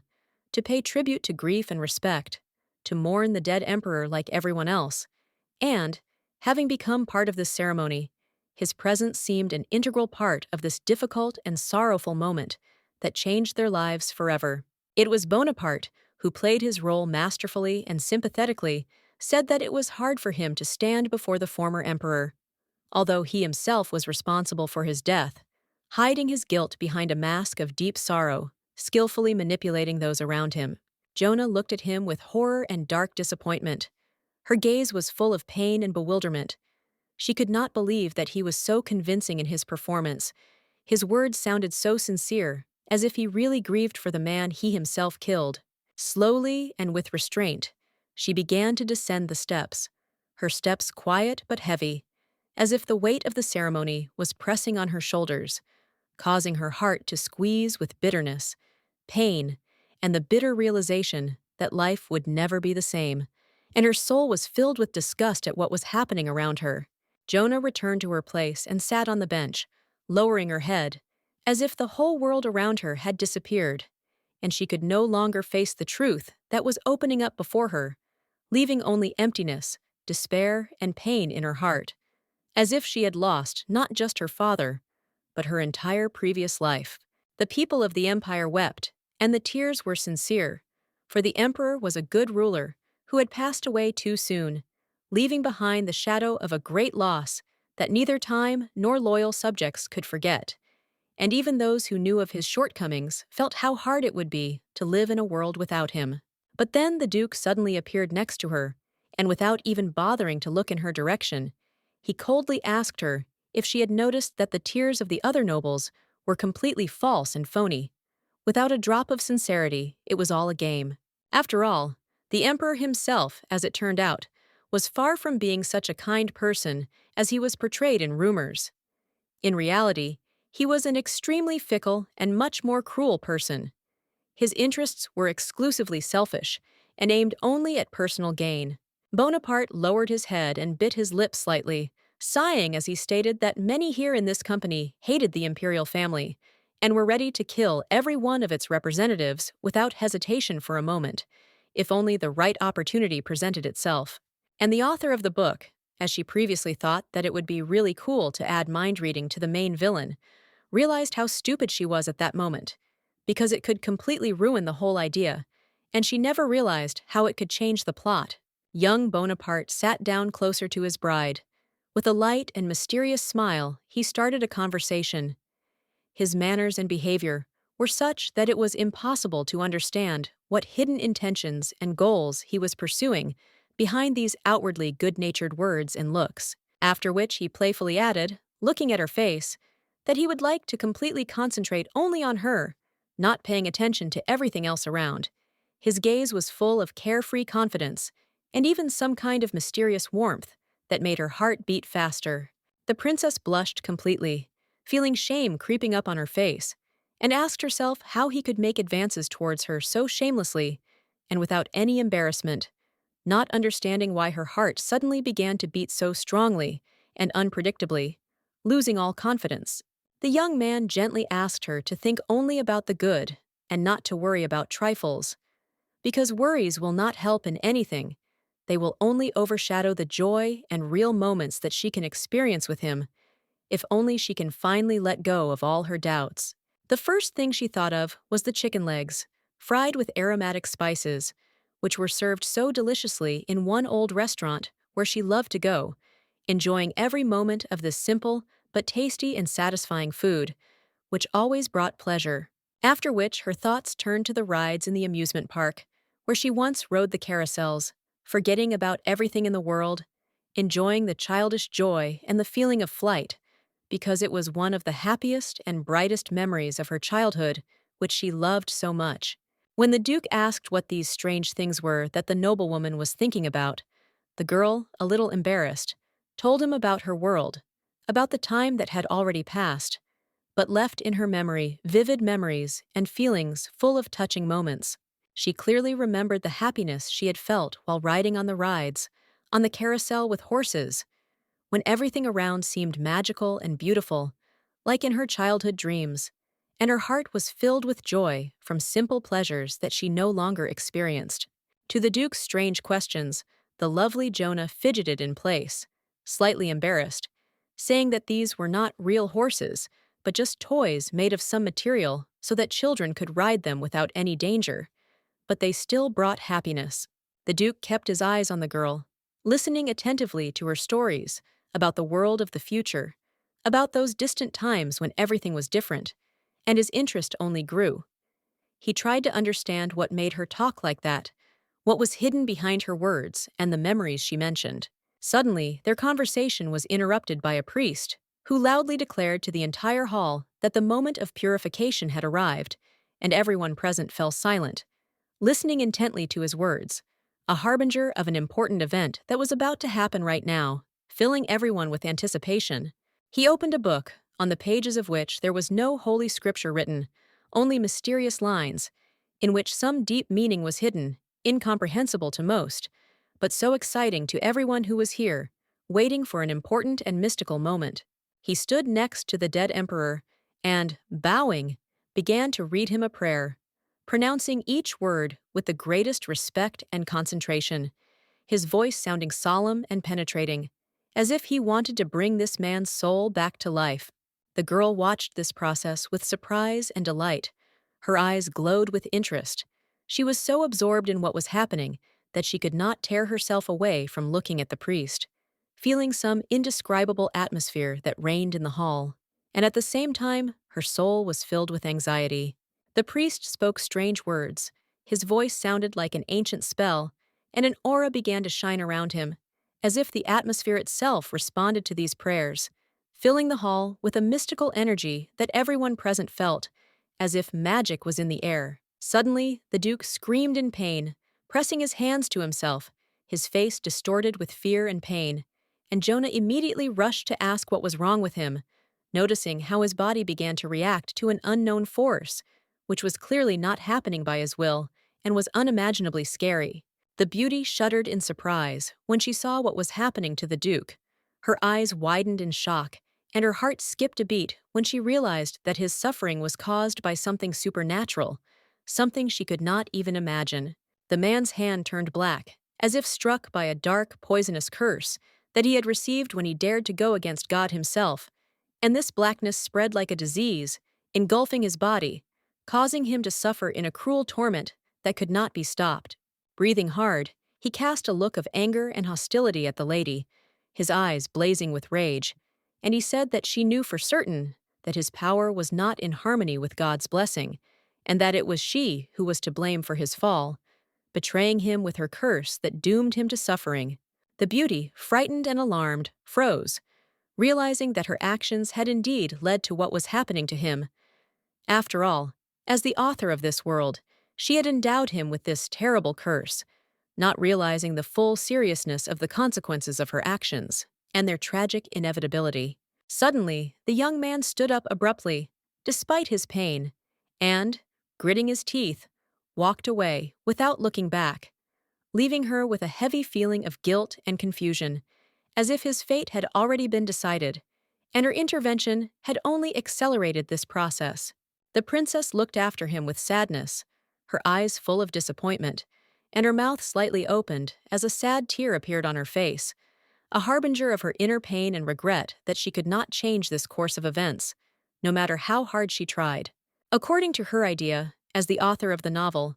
the young Duke was cursed and could not be within the church walls. His heart was so heavy that even a sword had to pierce it to free him from this curse that hung over him like a deadly shadow, haunting him. The servant hurried to the master, informing him that after the funeral, one of the representatives of the church had arrived, which could not but cause discontent in the man, because at such an important and difficult moment, it was completely inappropriate for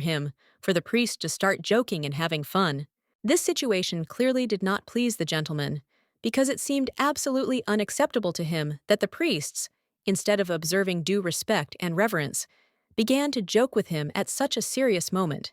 and he immediately ordered the servant to drive them away. After this, the Duke, sitting at his workplace, reminded everyone present of the imminent appearance of his betrothed, the lady with whom he was to unite his fate, despite all the contradictions and problems that arose on his path, and all that was now required of him was to follow his decision. The prince was categorically against this marriage, and it was impossible to convince him otherwise. His determination was so strong that any persuasion could not influence his opinion, and he stood his ground to the end, not wanting to give in on anything, absolutely sure that he was doing the right thing. For now, the princess could not act openly, because if she decided to commit murder, it would be too suspicious and would attract unnecessary attention, undermining her plans and destroying the entire carefully constructed plan, which could become a fatal mistake that would destroy her future. The red curtains on the windows of the mansion's corridor gave the entire room an atmosphere of privacy and coziness. Their bright color contrasted with the rest of the interior, creating an indescribable feeling of warmth and comfort that was impossible not to notice. When the gentleman asked where Jonah was, the servant replied that she was with other ladies at a tea party in the palace, where a rather cozy and pleasant evening was taking place, filled with conversations and laughter, which of course could not leave the gentleman indifferent. Bonaparte, hearing this answer, suddenly raised his head, not expecting such a turn of events, and, remaining slightly perplexed, asked the servant again, not believing his ears, since this answer clearly did not correspond to his expectations and completely confused him. The sky was clear, without a single cloud, which gave the whole view a special magnificence, as if everything in the world was in its place, and there were no obstacles to the harmony that reigned around, filling everything around with light and tranquility. The lady was dressed in a new orange dress, which emphasized her refined taste and elegance, and smiling sweetly, she looked ahead, as if immersed in her thoughts, enjoying the moment and the invisible atmosphere of peace and confidence that reigned around her. Next to her, at a small table, stood cups of tea and sweets, as well as two more noble girls dressed in elegant dresses, one green, the other blue, each of which was no less exquisite, creating an indescribable feeling of harmony and comfort. Just recently, a servant came running to the princess and, slightly out of breath from running fast, announced that two ladies had come to visit her and asked for a personal audience with the noblewoman, which surprised her quite a bit, since such visits were rarely so unexpected. Jonah winced at this news, because usually, before a visit, she was always sent letters to warn of her arrival, but these girls behaved rudely and unexpectedly, which did not fit at all into her usual order and her understanding of upbringing. Arlian, a lady with dark hair and blue eyes, dressed in a darker dress, was truly beautiful, and with a slight smile, said that she would like to become friends with the princess, perhaps in the future to find a common language and establish contact to establish connections. Another lady named Parisa, also smiling, said that, living in the palace, the princess might not have known all the news that circulated among the aristocracy, and they, as representatives of high society, could be useful to her and reveal to her much that she had not yet heard. Jonah laughed loudly, with a forced smile, covering her mouth with her hand, and thanked the lady for her visit, not hiding her displeasure at their unexpected appearance and unusual behavior, which she did not like at all, but she tried to remain polite. She could not help but notice how the lovely lady looked with curiosity and hidden interest at her ring, which she proudly wore on her finger, and, obviously, had already guessed about her upcoming wedding with the Duke, because this was the reason they came. Society should have been in great shock at the news of such an intimate and unexpected union as a wedding between a nobleman and a beauty, because such a union always attracts attention, and even more so when it comes to such interesting characters. The princess took a cup of tea in her hands, took a small sip, and without hiding her confidence, said that yes, it was true, and soon her marriage with the Duke would take place, because these events were already predetermined by fate, and she only had to wait for them to happen. The noblewomen listened attentively to Iona's words, trying to understand whether the rumors about her imminent marriage to the Duke were true, because such news always excites society, and rumors about this could not help but arouse their keen interest and curiosity, which they could not help but guess. After which, Arlian, after a short pause, suddenly spoke up, and, with a slight smile, asked if the princess liked the tea, since it was precisely that special leaf tea that her family, famous for its unique variety, delivered from the best gardens, always supplied. Parisa, raising her finger, confirmed that this drink was indeed rare and imported from distant lands, and therefore was a real delicacy that only the most intelligent and wealthy families, famous for their traditions, could afford. The noblewoman thought awkwardly that unfortunately, if it weren't for Jonah, but the real princess was here now, she would have definitely taken the words of these ladies at face value, not noticing the hidden hints and unobtrusive attempts to manipulate her opinion, which would have turned out to be a serious mistake. She would definitely not understand the mockery, and with a wide smile, she joyfully exclaimed how great it was that she was brought such a rare and exquisite tea, not suspecting that her words could be perceived differently than she thought, thereby creating an uneasy atmosphere and slight tension. The woman's hand reached out to a fragile cup of aromatic tea in which a flower was floating, and, having barely touched it, the lady studied it with interest, as if expecting some new impressions, which only added sophistication to her image and the whole situation. And soon one of the ladies, breaking the silence, said that after import, all the products had passed customs control, but there had been no recent notifications of any changes in their business, which suddenly attracted attention and created a little doubt. Flowers, carefully removed from cups of delicious tea, were placed nearby on the floor, as if in respect for the drink, and as a symbol emphasizing the significance of the moment, which caused a feeling of slight bewilderment and anxiety in all those present. Lady Arlian jumped up from her seat and began to justify herself, nervously sorting through her words, as if trying to find a suitable explanation. But her anxiety was obvious, and this could not help but alert everyone present, including the princess, who was watching everything carefully. The same was done by the lovely Lady Parisa, sitting next to me, who, visibly agitated, hastened to say that everything could be justified. But her words sounded unconvincing, as if she were trying to hide something more than just an accidental mistake or misunderstanding. The girl tried to explain that their tea was not prestigious enough to be served in places like the palace, but her excuses sounded forced, and this only made the situation worse, raising doubts about the sincerity of her words and intentions. The ladies were frightened by the princess's cold words, which seemed to indicate an obvious quality problem, and apparently the customs officers were indeed having problems correctly assessing what they were bringing, which only added to the strangeness of the situation. Young Jonah suggested that the ladies discuss all the issues with the prince in order to find a final solution to the problem that had arisen, believing that only with his participation would it be possible to sort out the current situation and avoid possible unpleasant consequences for all parties. The girls, upon hearing her proposal, immediately became worried, trying in every way to dissuade the princess from this step, because they were well aware that her decision could lead to unexpected consequences for them, and they could find themselves in a very difficult situation. Without waiting for their answers, Jonah decisively declared, saying goodbye to the ladies and asking the maid to lead the guests to the exit, since, in her opinion, the time of their visit had already expired,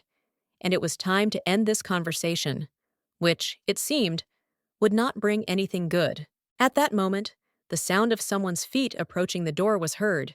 and the whole room froze in anticipation, holding its breath, as if all participants in the situation intuitively felt that something could change at any moment, because each of the ladies knew perfectly well that everything could go wrong. The handsome duke, shocked and stunned by what was happening, watched as the two ladies, frightened and panicked, ran away in haste, fearing that their social status would fall and they would find themselves in an unkind situation that could cost them everything. Their anxiety was caused by a terrible fear that their impeccable reputation and high social status would be destroyed, that they would lose the respect of society, and that their lives would change for the worse, plunging them into an abyss of uncertainty, fear, and anxiety. Suddenly, a vivid picture of the princess with her black eyes, her confident and firm gait, her hands clenched into fists, as if she were ready to fight any difficulties, arose in his memory. He was overcome by a strange feeling of bewilderment and surprise at her unexpected determination and fortitude. Quietly, as if deep in thought, he repeated his words, hoping that Jonah would finally stop behaving so carelessly and recklessly as she had before. Perhaps his bride would finally realize that she needed to become a more sensible and mature woman. Jonah stood up on her feet with difficulty and irritation, feeling how fatigue covers her body. Every movement is difficult, when suddenly her thoughts were interrupted by someone's voice, forcing her to stop for a moment and gather her strength, ready to meet any surprise. The young girl froze when she was suddenly told that the Duke himself had arrived to see her, and despite all her fatigue, her heart involuntarily skipped a couple of beats, and her thoughts quickly raced, trying to understand what he wanted from her this time and what he needed right now. With a slight smile on her lips, the noblewoman invited the man inside with a playful glint in her eyes. But deep down, she wondered what this idiot wanted from her again, and she held back the desire to express her irritation, showing neither weakness nor fatigue. The man firmly ordered the maid to leave, and flatly stated that there was no need to serve tea when he finally entered the room, creating the feeling that his presence was more than enough for everyone else, even for her and her mood. After which, unexpectedly for everyone, the lovely Bonaparte presented the noblewoman with a gift, a large pink box, exquisitely decorated, with a subtle shine and a mysteriously enigmatic atmosphere, causing her gaze to linger on this object, full of anticipation. When the box was opened, inside were exquisite desserts, airy macarons, cakes with refined sweet fillings, temptingly peeking out from the luxurious packaging, which in itself was a real work of art, and surprised with its style. The man explained with a slight smile that he wanted to please her by giving her this exquisite and thoughtful gift, and then, as if out of habit, decided to add some sweets, so that, as he believed, he could please her even more at this moment, and surprise her with something truly unusual. The beauty, a little surprised, but at the same time flattered by such a gesture of attention, hesitantly asked why he had made such a generous and unexpected gift. And Bonaparte, as if thoughtfully, continued to look at her with a mysterious smile, not immediately answering, which made her feel nervous. The Duke raised an eyebrow in confusion, and noted that the lady no longer hid her thoughts, but spoke everything directly, as if her previously suppressed feelings had suddenly found a voice that was as frank as her words, without any hints or hidden meanings. The woman's hands tightly clutched the large box of desserts, as if trying to find support in this gesture, which became her small protection from her own doubts and worries, so as not to show how much she was worried at this moment, struggling with growing anxiety. The girl exhaled, gathered her strength, and firmly said that she would try to convince her brother that their wedding with the Duke would truly be favorable and would only bring benefits to the family, despite all the past doubts, disagreements, and experiences. An important party in honor of their imminent marriage was soon to take place, and the Scarlet Hall, with its luxurious curtains and chandeliers, promised to be the place where everything had to be perfectly organized to create an atmosphere of magnificence and make an indelible impression on all the guests present. With a sweet smile, but firm in her voice, the beauty confidently said that she would convince her brother of the rightness of their wedding and that everything would be fine, because she was ready to fight for the future, which, in her opinion, should be full of happiness, harmony, and confidence in the future. Suddenly, the Duke covered his mouth with his hand and smiled, noticing that the princess was no longer laughing, and her face had acquired a strange expression that betrayed the inner experiences and doubts that she tried to hide, but was unable to keep them under control. After that, he pointed his finger at her and, with a slight ironic smile, declared that it was time for him to leave, and therefore, please, deviate. The man's words sounded with such a shade as if he was barely holding back his mockery, hinting at the end of their communication. The beauty, holding back her displeasure, selfishly hugged the gift of desserts to herself, as if trying to emphasize her independence, and with a slight grin said that whether to eat them or not was purely her personal business, and she did not allow anyone to interfere with her choice. After which, with her feminine fingers, carefully, as if choosing the best one, the aristocrat grabbed a macaroon, bright yellow, reminiscent of the devil's color, and with curiosity decided to try it, thinking about how it would match her mood at that moment. When Jonah bit into the sweet, her eyes filled with delight, and her cheeks flushed with pleasure, It was so delicious that she could hardly hide her pleasure, feeling how the sweetness spread across her taste buds, and a joyful thrill flashed through her heart. Bonaparte went away, but stopped at the door, with his arms folded on his chest, and stood still for a moment, as if something in his thoughts made him linger, despite all his desire to go. He left the dear Iona alone, forcing her to plunge into thought and doubt. She made a firm decision to cultivate fortitude in herself, and, gathering all her determination, promised herself that she would have exactly 2 days to convince the prince to give her permission to marry the duke, despite all the possible obstacles and warnings that awaited her. The girl, holding her breath and carefully choosing each step, slowly moved along the long, semi-dark corridor, thoughts floating in her head about how she could convince her brother to accept her marriage to the duke, despite all his hatred for this man. Along the way, she couldn't help but feel uneasy, thinking that perhaps she would be lucky if her brother didn't decide to rush to the duke again to talk about her decision and try to ruin her plans, as he had done before. The author thought that she might be really lucky in life if her brother did not rush to the duke again to discuss her decision, because she knew how strongly he was against this marriage and how he could interfere with her plans and ruin them. She continued to reflect that her brother was a kind and honest child, and if she found the right words, explained everything to him properly, and opened her point of view to him, he might still agree to this marriage, despite his fierce opposition. The lady immediately dropped her hands when her brother suddenly exploded, sharply declaring that she was talking complete nonsense, not understanding how she could have proposed such a crazy idea that violated all his ideas about what was right and destroyed her own plans. Armand took a decisive step towards his sister, with obvious bewilderment and anger in his eyes, saying how could she even think that he would give his consent to this marriage, despite all his commitment to the family and its stubborn, sometimes ill-considered decisions. His hand was clenched into a fist and trembling with tension, as if ready to discharge at any moment, while he stood in front of his sister, trying to understand how she could hope for his support in such a crazy and completely impossible situation that shocked him. With tears in his eyes, young Armand asked her sharply how she could ask him for something so cruel and inhuman, not realizing that he could never agree to it,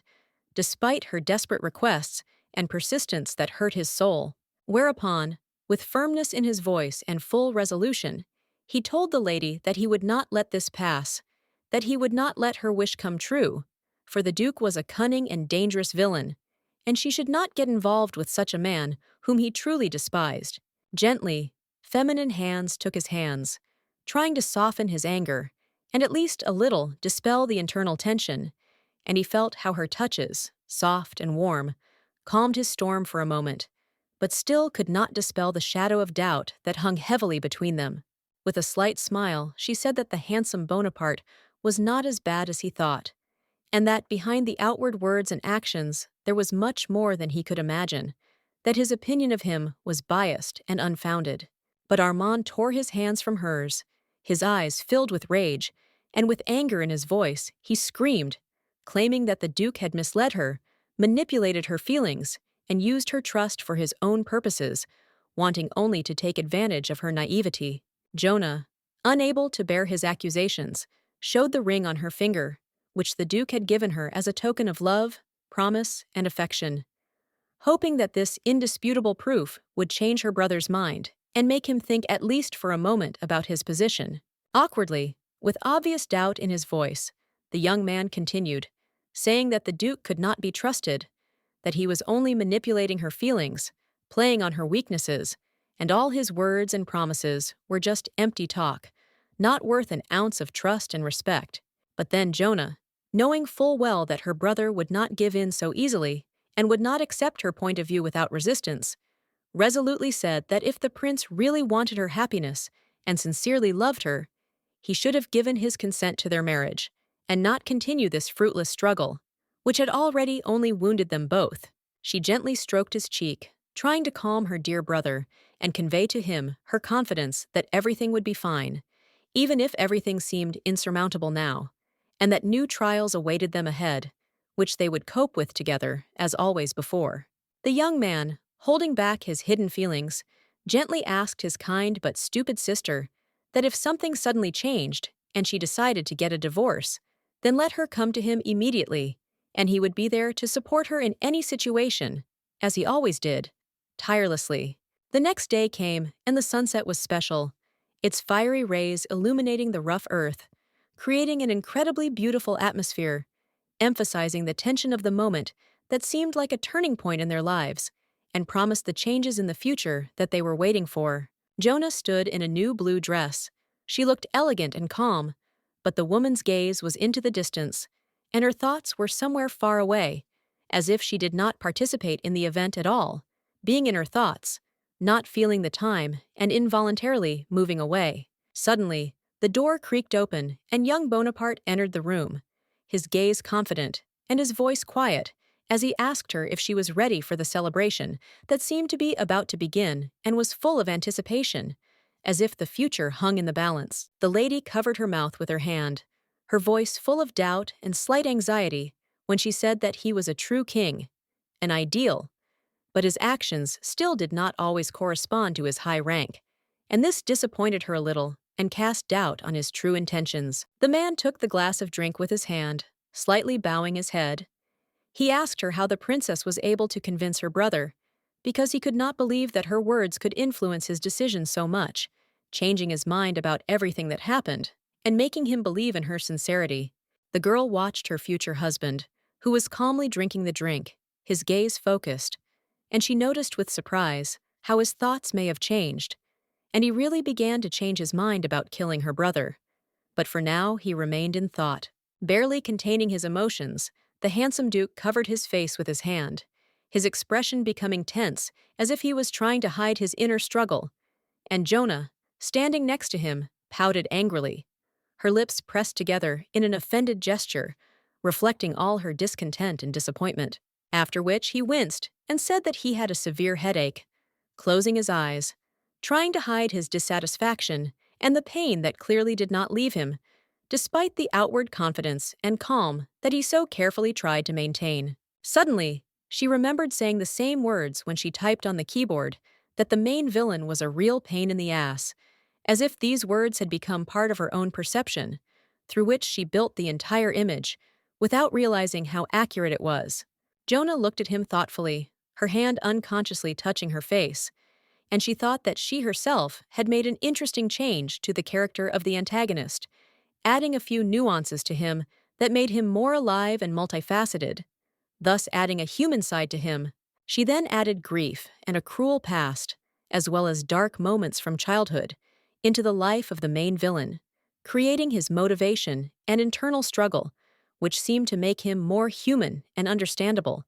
And at some point, she realized how difficult his path was. The glass of drink suddenly slipped from the Duke's hands, its glass making a shrill clinking sound as he realized that everything was starting to take an unexpected turn,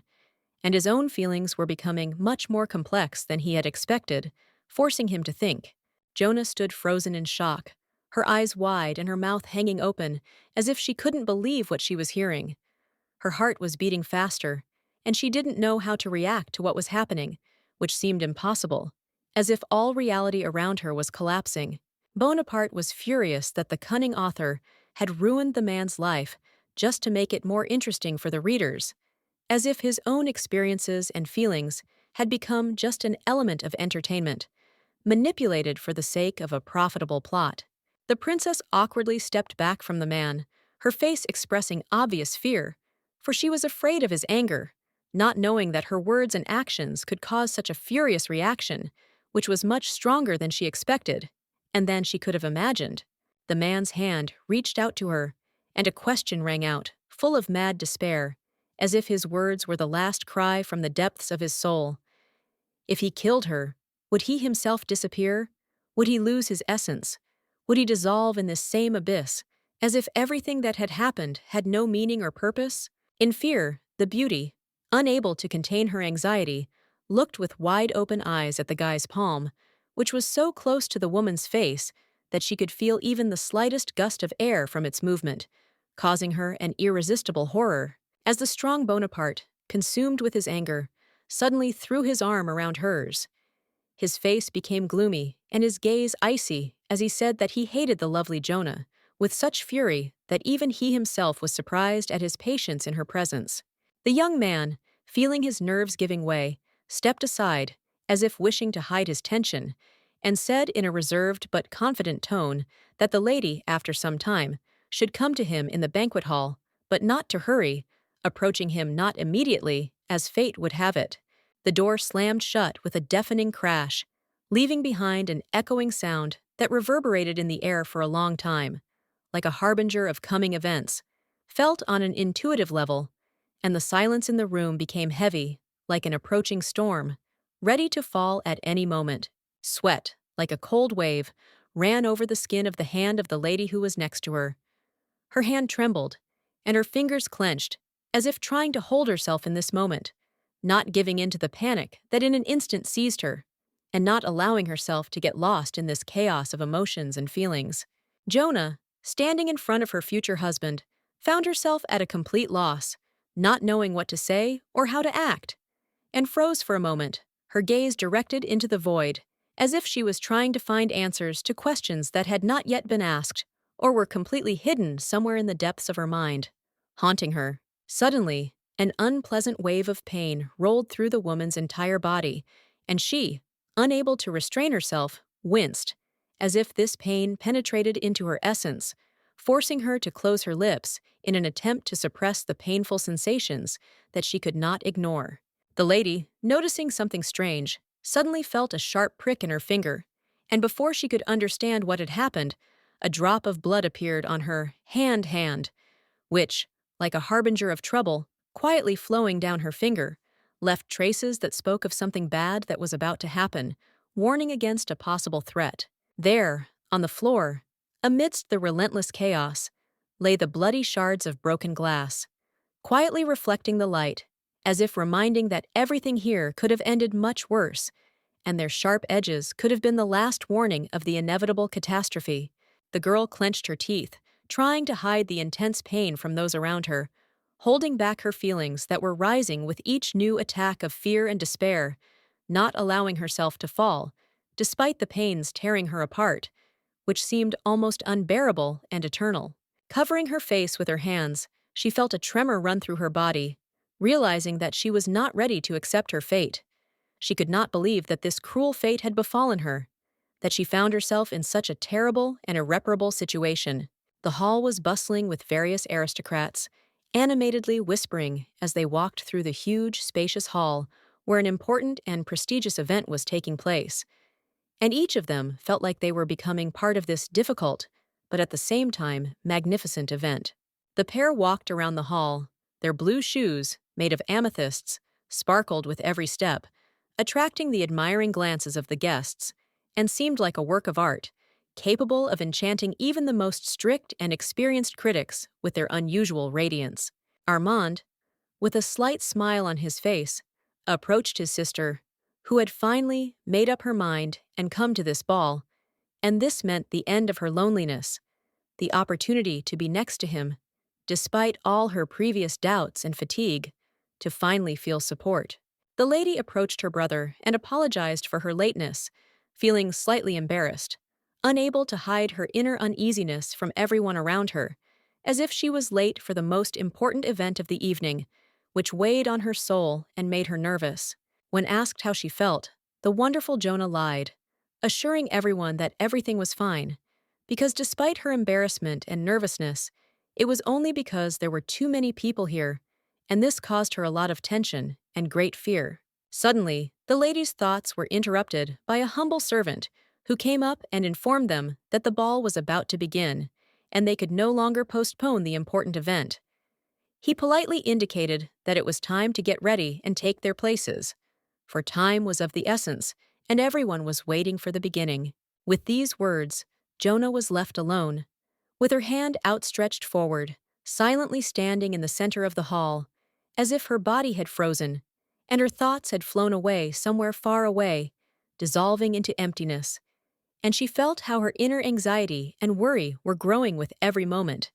tearing her apart from the inside, depriving her of all hope. The noblewoman remembered how the Duke had stretched out his hand to her and asked if sweet Jonah were to be healed like the author of the novel. Then he would also die with her, as if following her fate, sharing all her troubles and sorrows that she had to endure alone, carrying her into the abyss. The aristocrat clapped her hands to her cheeks and resolutely decided to pull herself together,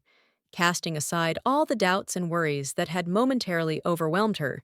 because she could not allow herself to show weakness in front of those around her, especially at such an important moment. The prince greeted all the nobles who came to the event with a slight smile on his face and a bow. His manners were impeccable as always, and all the guests felt his presence, filled with grandeur and respect, which he so carefully maintained. After that, he clenched his fists, looked at the assembled group with a serious and slightly tense expression on his face, and announced that he had another important piece of news that he had to convey to everyone present, which attracted the attention of all the guests, causing them to freeze in anticipation. And then all eyes turned to the prince when it was said that he and the duchess would soon be getting married, which caused a stir among the guests, and the atmosphere was immediately filled with anticipation and impatience. Everyone began to whisper about the upcoming event, which promised to be significant and unforgettable. Jonah froze awkwardly, feeling her face flush with embarrassment as all eyes focused on her,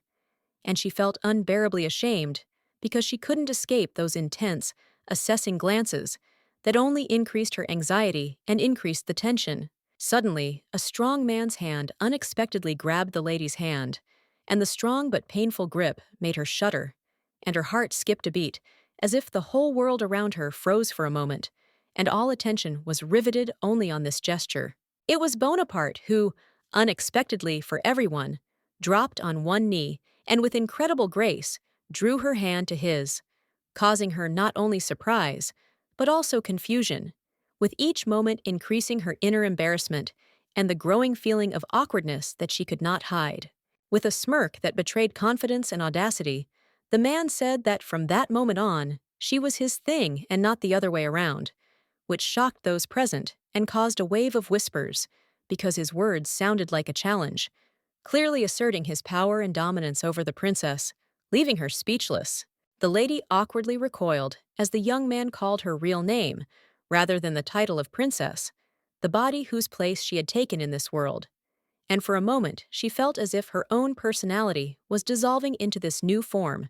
creating a feeling of loss and emptiness, as if her existence had no meaning. The woman's hand shook violently in the man's strong grip, as if she was trying with all her might to break free,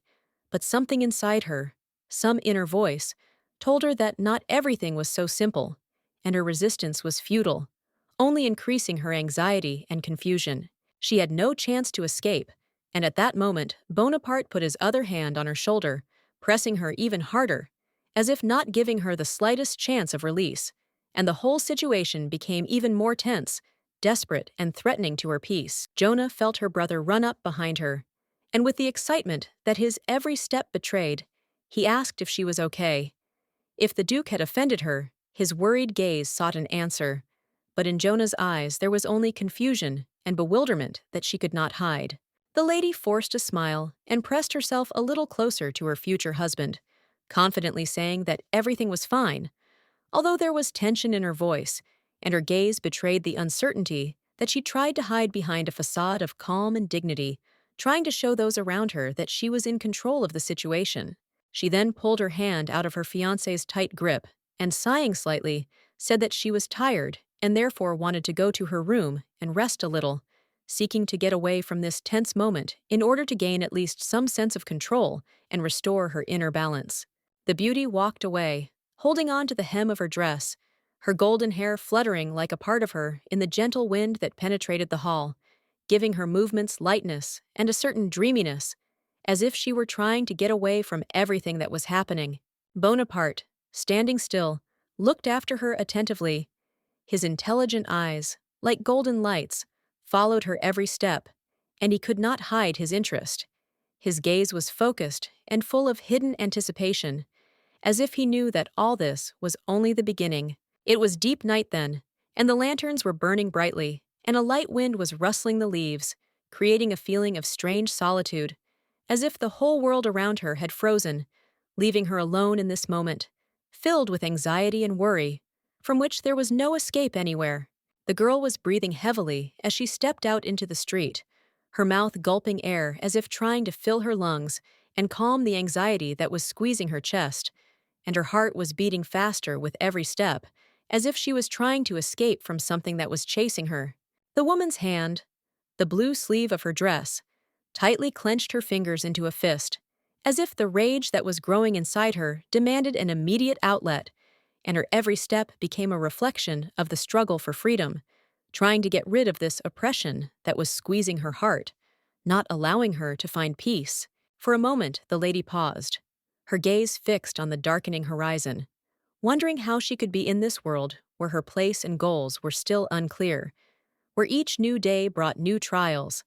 and where ahead loomed a path full of uncertainty and unknown dangers. Suddenly, there was a sharp creak from the gate, and Jonah turned around with a start, feeling a strange uneasiness fill her chest, as if something in the silence of the night had been broken, causing her heart to beat faster and everything around her to become ominous. There, on the fence, the beautiful noblewoman noticed a man in a red hood, his stern gaze directed straight at her, and in his eyes there was some awkwardness, as if he was unsure of his intentions, and his presence only increased her growing anxiety. Frightened, she made a movement, trying to open her mouth to warn of a possible threat, and scream that a thief had come, but instead, only an uncertain muttering escaped from her throat, which she could not hold back, and the words seemed to be stuck in her throat, not wanting to come out. The young man, looking at her with fear, his deep blue eyes, dark brown hair, and face hidden by a hood, quietly asked her to wait and not to scream, as if he was afraid that her scream could attract unnecessary attention, attracting undeserved fear and anxiety. Without thinking twice, he suddenly jumped from the fence towards her. Her heart began to beat faster, and, putting his hand in front of him, he tried to cover her mouth so that she would not scream and attract unnecessary glances,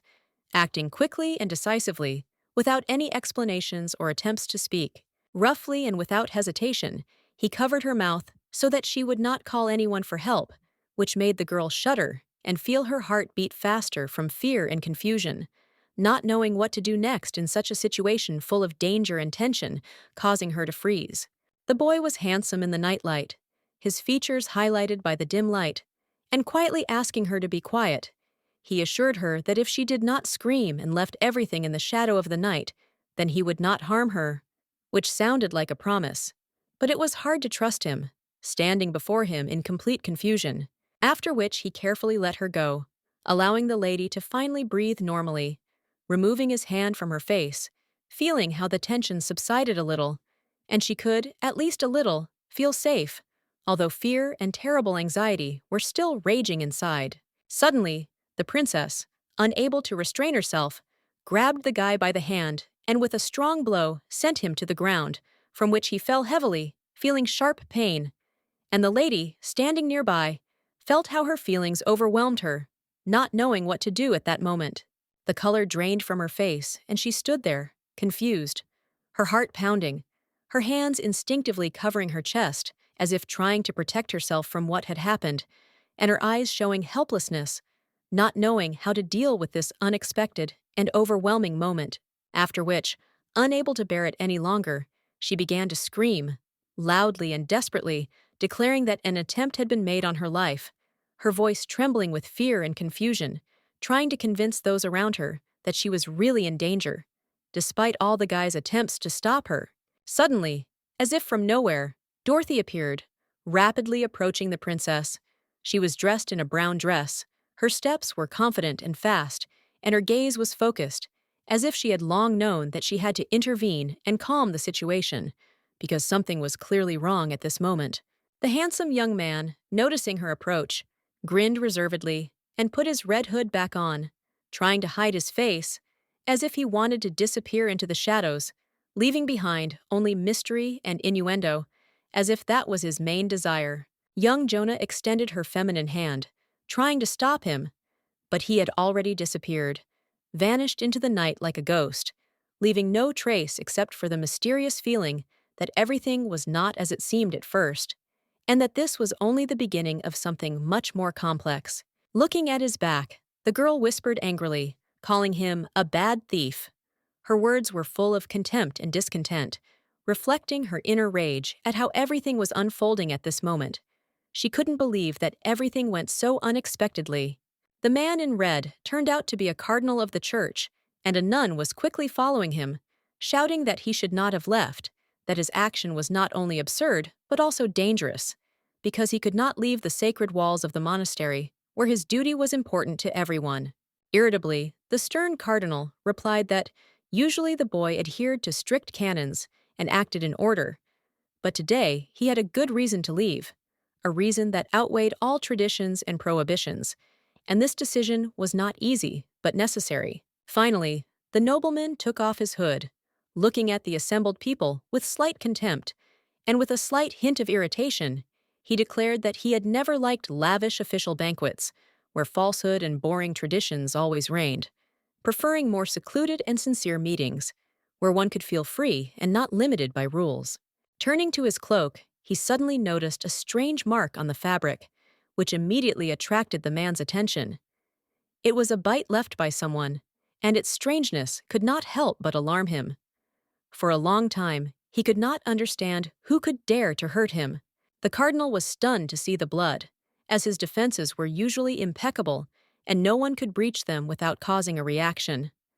At that moment, the impeccable nobleman felt his confidence shaken, a fact that shook him to the core. The nun, noticing the incident, glanced at him with surprise and alarm, not understanding who could have decided to take such a step, and asked in bewilderment who dared to cause such harm to such an important and respected person that it violated his inviolability. Apparently, whoever had bitten him was not a random opponent, but someone who knew how to penetrate the cardinal's defense, because the bite was too precise and decisive to be just a random incident, and it made one think of a hidden threat that no one could even suspect. With a sly grin, a hint of mockery, and barely noticeable anticipation, the cardinal declared that everything was becoming more and more interesting, as if fate had decided to arrange for him some kind of sophisticated performance in which he was not only a spectator, but also a key participant, and that this only made it more fun for him. Bonaparte, lost in thought, read the documents attentively, keeping his gaze riveted to the lines, sliding over each letter with special attention, as if these papers contained a truth capable of changing his plans, and only the slight movement of his fingers betrayed his inner tension. Keeping the office quiet, the worried servant carefully asked his busy master if there was anything wrong with these documents, since Bonaparte's expression was becoming more and more focused, and in his eyes one could see a barely perceptible shadow of doubt, which appeared extremely rarely. Placing his hand near the neatly folded folder of documents, the guy asked the servants with a slight excitement in his voice where exactly the guests were located at their wedding, hoping that everything was organized perfectly and flawlessly, because this day was supposed to be the most important moment in his life. The venue chosen for the celebration was a place fit for royalty, the majestic Orchid Palace, renowned for its exquisite beauty, luxurious interiors, and gardens immersed in fragrant flowers, creating an atmosphere of a secluded fairy tale, full of grandeur and charm. The Palace of the Roses, no less magnificent, belonged to a princess whose refinement and grace matched the elegance of the place, and its splendor attracted many, but only a few had the honor of being within its walls, permeated with the scent of flowers and the secrets of palace receptions. The Duke bowed his head in annoyance, feeling frustration boiling up inside him, as his servants seemed unable to do anything properly without his strict orders, and even simple things like preparing for an event required his constant intervention, which drove him crazy. To the Duke's persistent and clearly dissatisfied question about another important event, the servants answered with respectful restraint that the prince's coronation was proceeding strictly according to plan, without the slightest delay or complication, and all preparations had been carried out taking into account the highest standards of royal etiquette. Bonaparte slammed his palm down on the table, causing the inkwell to shake and the papers to scatter slightly, and after a short pause filled with tense silence, he coldly and distinctly told the servant that he might as well go, since his presence was no longer required and was only an annoyance. The doors slammed with a loud echo, shaking the air in the room, and the sound of them closing echoed throughout the corridor like a distant rumble of thunder, filling the room with a feeling of deep isolation and loneliness that hung in the air like a heavy blanket. The nobleman slowly lowered his head, as if under the weight of his own thoughts, and, running his hand over his face, in a quiet but hidden tension-filled voice, called the man by the name he had not spoken to out loud for a long time, a name that still resonated in his soul with a strange echo. Sighed. Suddenly, as if appearing out of nowhere, another man appeared behind the Duke, whose presence went unnoticed, and it turned out that he had deliberately ignored the nobleman during their previous meeting related to the princess and the cardinal, as if preferring to keep that information to himself. The man, hidden in the darkness, said in a voice barely above a whisper that he had witnessed Jonah unexpectedly run into the cardinal yesterday after a sumptuous banquet, and that this meeting did not seem to be accidental, which aroused his suspicions, which he felt it necessary to convey to the Duke. Bonaparte, without showing any particular emotion, coldly ordered his commander to continue to discreetly observe the couple, not missing a single detail of their communication, because he understood that in such circumstances, any insignificant detail could play a decisive role in his further actions. The Duke, standing in the hall, was clearly displeased. His irritation was betrayed by his clenched fingers and tense gaze, because the thought that his bride was meeting with a priest without his knowledge was not just unpleasant for him, but insulting, because he was used to controlling everything that concerned her life. On the street, among the spreading trees, there was an elegant gazebo immersed in greenery,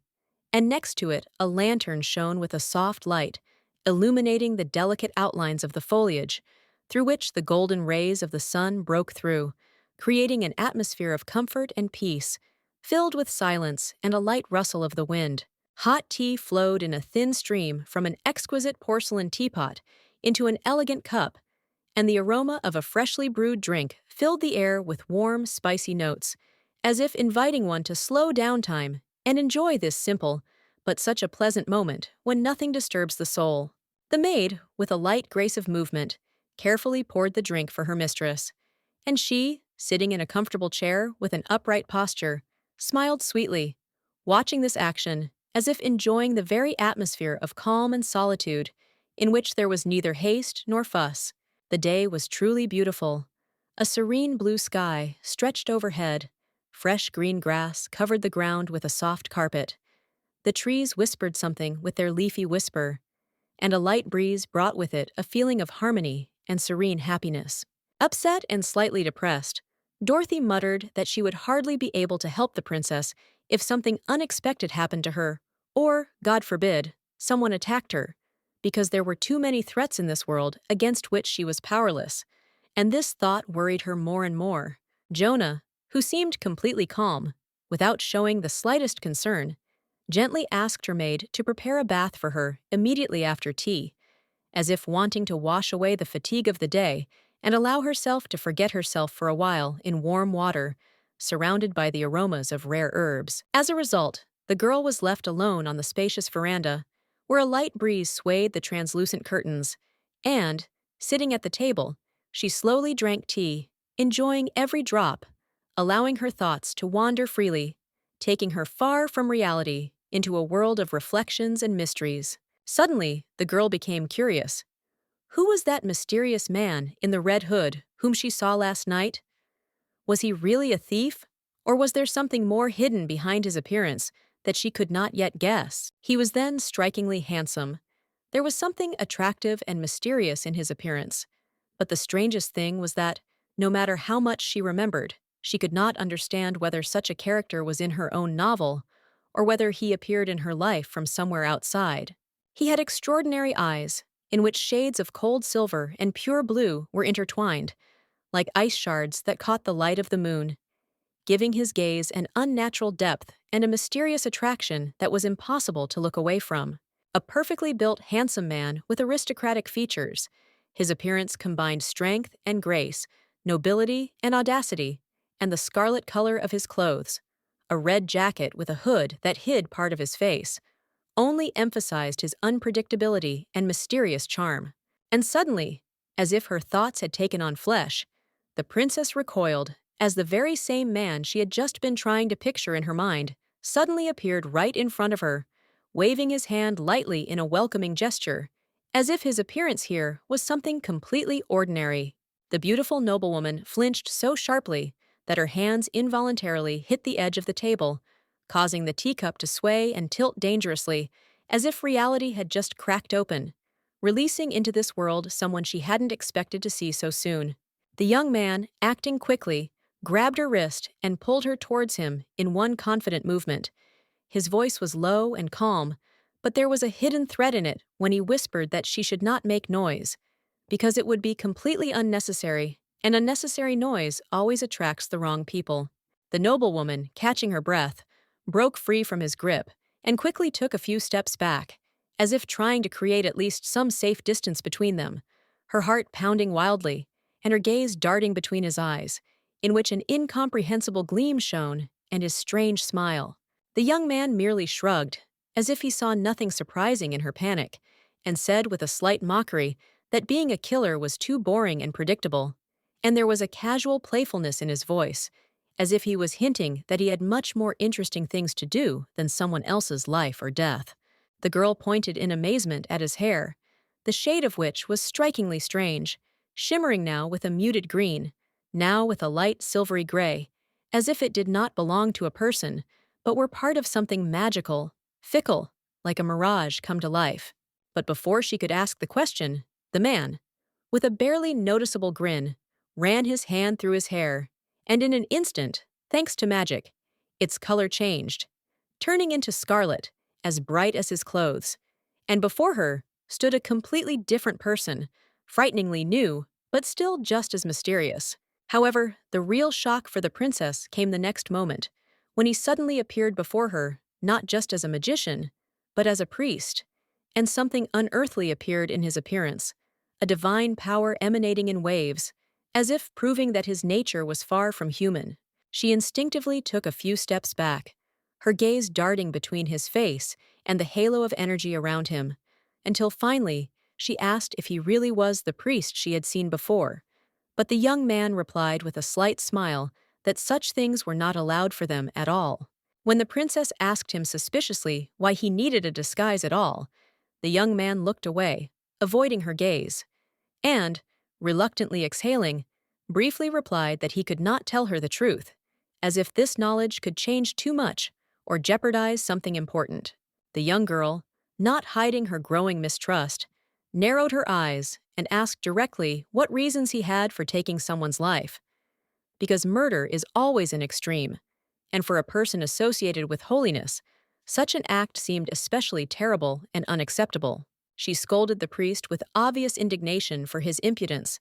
because being a man of faith, he not only came to her chambers without knocking, but also broke many rules, completely disregarding ethics, and this made his act even more outrageous in her eyes. But instead of repenting, he angrily pointed his finger at her, with a cold gleam in his eyes, declaring that she had no right to talk about rules when the beauty herself had broken one of the main ones. She had bitten the guy last time, and now she no longer had the right to reproach him for it. There was no longer a trace of any terrible wound on the boy's finger. It had disappeared as if it had never existed, because the man had healed it with his divine power, as if the fresh air itself around him was filled with extraordinary magic. If you think about it, there was a character in her novel who combined two such opposite roles. He was a priest, and at the same time a healer, serving in the church and healing souls and bodies, but always remained a mysterious figure whose real motive remained hidden. The woman's eyes widened in surprise when she heard her name being spoken, and the scream seemed to come from nowhere, causing her heart to beat faster and her mind to freeze in anticipation of what was to come, as if everything around her had stopped, preparing for something greater. The cardinal, clearly intrigued, asked her with interest how the girl had managed to wound him, since no one had ever been able to even come close to his invulnerability.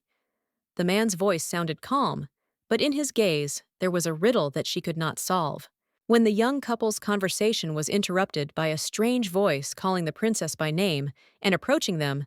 the atmosphere became tense, as it became clear that if they were found in this position, unsightly rumors would begin that could greatly harm her reputation. In a panic, the princess exclaimed towards Dorothy that she would immediately rise, and that they needed to do something urgently to hide or find a way to avoid possible consequences, because the situation was extremely tense and threatening her safety. The man himself, who had not yet realized the full importance of the moment, froze in surprise when he realized that standing in front of him was not just an ordinary girl, but the princess herself, and his entire perception of the situation suddenly changed because he was sure that he was dating someone completely different. The lady nodded, confirmed her identity, and, containing her excitement, ordered the old priest to leave without wasting time on unnecessary questions and explanations.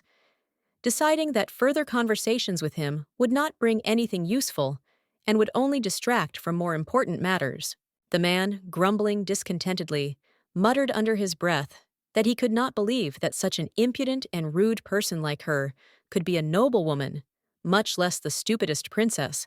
but the facts were inexorable. It was her, despite her strange behavior. The blue sky above the magnificent palace gradually changed its shades. Time inexorably passed, and despite everything that was happening, nothing could stop its progress, as if the whole world was in some long, inevitable expectation of something important and unpredictable. Dorothy followed her mistress, her heart aching with excitement and anxiety,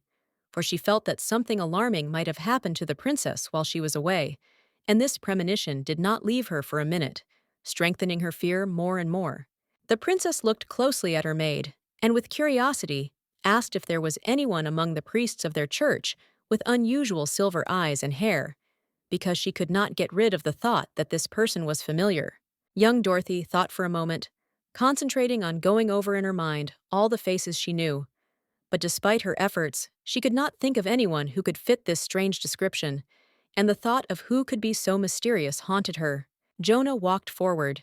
The woman's thoughts were absorbed by the mystery of the stranger, and she could not find an explanation for his ability to change his appearance.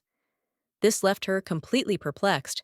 and his mysterious personality became more and more intrusive and disturbing. The cardinal, sitting at his desk, irritably covered his ears with his hands, as if trying not to hear his name being called, and in every way avoiding any conversation about it, because he absolutely did not want to dive into this endless and annoying topic again. The nun grumbled again at her master for leaving without a word of displeasure, and added that they would now have a formal dinner attended by nobles, which would make it even more important and meaningful. When asked whether the princess would come to the banquet, the nun answered with a confident yes, as if she had not hesitated for a moment.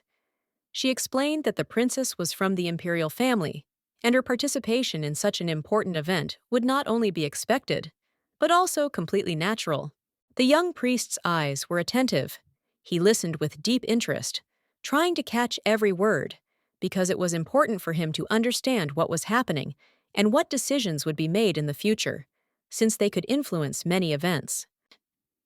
Then the stern cardinal, with a slight, almost imperceptible smile, agreed to organize tomorrow's dinner, because he had an important and urgent matter. He wanted to talk to the princess about some serious issues that could not be delayed and required attention. The lady's hurried steps echoed in the empty corridor, her dress rustling softly on the floor as she moved forward, absorbed in anxious thoughts, trying to find answers to her inner questions that haunted her, threatening to disturb her peace. The noblewoman walked forward, her face expressing obvious irritation, and inside she was harboring a storm of emotions, because going to the banquet without being able to express her opinion was a difficult test for her, and this situation left a feeling of powerlessness, undermining her confidence. Dorothy reassured her mistress, saying that she was so beautiful that it was impossible to look away, and that everyone at banquets and celebrations would certainly be amazed by her magnificence, because her appearance invariably attracted attention and aroused admiration. The noblewoman thought to herself about how to change public opinion about herself, because she was not at all a stupid girl, as those around her sometimes considered her, and with each day her confidence grew, despite all the stereotypes and criticism that she regularly heard. As soon as young Dorothy raised her finger and said in a slightly didactic tone that she had two candidates who perfectly matched the image of the man her mistress had been looking for so long, she immediately attracted the attention of everyone in the room. The first candidate was the chief priest, and the second was the cardinal himself, both of whom were such mysterious and strange personalities that their presence in this matter seemed not only incredibly appropriate, but also as if they had been chosen in advance for this very important and responsible role. The lady tried to remember everything she knew about the cardinal, who always appeared in his bright red robe, and suddenly realized that this man was also part of her book, a hero she had once invented, and this shook her to the depths of her fragile soul. The lady placed her hands on her temples, trying to recall all she knew about the character, when the maid suddenly said that there were terrible rumors about the nobleman, and his reputation was far from the best in the highest and most influential circles of society. The noblewoman, raising her eyebrows in surprise, listened to the servant's story when she reported that the man was nicknamed the crazy dog from the temple, and this caused her real surprise, because such rumors rarely concern people of such high position and influence. The girls, having discussed this among themselves, came to the unanimous opinion that this was indeed a rather strange and even absurd nickname for a man occupying such an important and responsible position under the Pope, and it certainly did not add any dignity to him. After this, the noblewoman insisted that the maid immediately and without delay tell her everything she knew about the cardinal, and that his strange behavior could hide much more than just rumors, since every word could be the key to solving the whole situation. The beautiful weather, not a cloud in the sky, and the majestic palace standing on a hill created ideal conditions for reflecting on the events that took place in these troubled moments, although in the lady's heart there was not so much peace as an anxious expectation of something important. The noblewoman had to walk through a wide hall where a loud noise reigned, creating a feeling of uneasiness and bustle, as if everyone around was absorbed in something important and urgent, and no one paid attention to her steps as she moved forward, as if disappearing among the general bustle. The man who was holding the noblewoman's hand invited her to sit down on one of the chairs, offering her a little rest and to feel more comfortable while they waited for further developments, not knowing what would happen next and what turn the situation would take. The Duke, who was escorting the young beauty, carefully looked after her, not forgetting to hold her by the waist, which added tenderness and courtesy to their interaction, as if he was ready to provide her with everything she desired at this important and, perhaps, fateful moment. After which, Bonaparte, bending slightly, turned to his servant and, with slight impatience, asked him whether he knew whether the cardinal had already arrived or not, since their meeting with him was an important part of the planned event and remained decisive for their further steps. With a heavy sigh, lovely Jonah sat down on a soft chair, thinking how uncontrollable her man connected with her was. If even to an important meeting or banquet he was late, leaving her in confusion and uncertainty, which added to her even more nervousness. Suddenly, the young couple, the future beautiful spouses, froze, hearing the cry that the cardinal had finally arrived, and at that moment all attention immediately switched to the entrance, as if this moment could change the course of everything that was happening, creating an extraordinary atmosphere. With a grin, the young man apologized for his lateness, saying that he had simply gotten a little lost in the palace, as if his delay was a minor misunderstanding.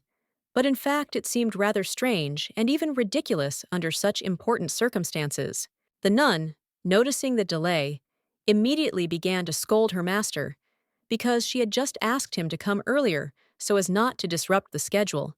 But, despite her persistent requests, he was still late, which clearly caused her irritation and discontent. The princess covered her mouth in shock, realizing that the thief she had encountered was a priest, a revelation that left her shocked as she had not expected such a turn of events, which shook her to the very depths of her soul, leaving her in confusion. The young man froze when he saw the Duke, and their eyes met as if there was tension between them, as if the air became heavy and filled with hidden meaning, and everything around him slowed down at that moment, like in a movie, where every movement and word had its own special meaning. With a twisted grin, the cardinal asked the young nobleman rudely why he was staring at him, as if it was indecent or required an explanation. His gaze was mocking and a little insolent, leaving no chance for further dialogue, forcing him to remain silent. The priest then sternly declared that he did not wish to speak to such trash as he considered the rich duke to be, and his words were full of contempt, as if he perceived the nobleman beneath him as an insignificant person, which only increased the tension. A silence fell among the nobles, cold and tense. Everyone froze, watching what was happening, as if each of them felt that this moment could influence many things, change the course of events, and lead to unpredictable consequences in the future. Jonah also froze, listening attentively to the words. Her face expressed complete bewilderment and shock because she did not expect such a turn of events, and her thoughts immediately began to rush about, trying to find an explanation for what was happening before her eyes. Feeling herself captive to this strange situation, Bonaparte said irritably that the man apparently remained a boor, incapable of changing, when suddenly his future wife interrupted him, declaring that the cardinal had been a boor and demanding an apology for his behavior. Clearly shocked by what had happened, Bonaparte froze in shock. His mouth dropped open and his eyes widened in surprise.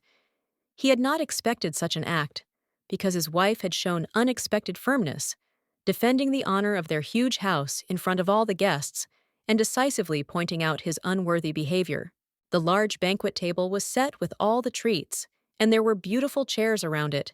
creating an atmosphere of solemnity and elegance, but this could not overshadow the tension that was in the air due to the incident that had occurred, and a tense silence was created. The young noblewoman sternly stated that the cardinal had better behave accordingly, since he was a guest in their house, and such actions were absolutely unacceptable within the walls of their hospitable home, which only increased the tension and created an awkward atmosphere. Silence reigned in the hall. Everyone froze in shock, unable to believe what was happening, and even the cardinal himself seemed not to expect that he would be scolded, because usually his behavior went without consequences in the highest circles of society, which came as a surprise. Suddenly, unexpectedly for everyone, the man smiled brightly, as if he had not been scolded at all. His behavior seemed ridiculous and even inappropriate, but he remained steadfast, not showing that what had happened had somehow affected or confused him, which added even more tension to the situation. He bowed politely and said that he sincerely apologized for his rudeness earlier, trying to look calm and confident in his position. Although everyone saw how his action violated the harmony of what was happening and caused bewilderment among those present, forcing them to doubt the sincerity of his apology, the noblewoman agreed to accept the apology and expressed her hope that the man would henceforth behave with due respect, which was reflected in her tone when she emphasized the importance of good manners in their home and society to maintain decorum, as well as to preserve the family's reputation. The Duke bowed his head and remained silent as he listened to the apologies, his face remaining inscrutable, and he seemed to be looking for something in these words that could restore the former trust in what was happening, but his thoughts remained hidden and vague. It turned out that the rumors about the lady were false, and she was not stupid at all, as some believed. In fact, she had outstanding mental abilities, which more than once helped her out of difficult situations, and her intelligence was at its best, which became obvious to everyone present. The dinner was over, and the pieces of meat were left on the plate, leaving only small remnants that were not eaten, as everyone concentrated on more important and discussed issues, not paying much attention to the food, and everything that was happening seemed much more significant. The prince, noticing the silence and slight displeasure on her face, asked with interest if she liked the food, and she agreed with a slight, almost imperceptible smile, expressing her gratitude and satisfaction, despite all the seriousness of what was happening, which of course could not darken her mood at that moment. The palace youth, who had been closely monitoring the atmosphere, declared that as soon as everything was over, they would immediately move on to the main topic of their meeting, emphasizing that now would be the moment to discuss the most important and troubling issues that needed to be resolved. Soon the entire court retinue left the hall, leaving behind an empty space where a deep silence fell, foreshadowing the beginning of more serious conversations and actions, while the air was filled with tense anticipation of upcoming events, and each of those present felt it. Suddenly, the prince, turning to the cardinal, with a clear expression of interest, asked him if he had ever remembered anything about the recent events connected with the disappearance of the children, for his curiosity about this matter was becoming more and more noticeable with each passing moment. The guy, who looked like a real handsome guy, turned to her with a light, slightly ironic smile and, sighing a little, replied that, unfortunately, he had no leads or new information that could shed light on the mysterious disappearances of children, which deeply upset him. Then, feeling something changing happening in his soul, the young man instantly realized that in front of him was most likely not a person, but something much more mysterious and threatening, which was probably connected with those strange events that had been troubling him all day. The man, standing in front of everyone, straightened his hand, as if trying to emphasize his determination, and began to talk about how they had not ignored any version of what happened, and were now going to expand their forces for further investigation. The princess, feeling the tension growing with each passing moment, clenched her hands into fists in front of her. Her face took on a serious expression, and her gaze became focused, as if she was ready to rush into battle, if only to uncover the secret hidden behind this mysterious story. The princess could not remember anything like that happening in the novel she had written herself, and this fact caused anxiety and bewilderment in her soul.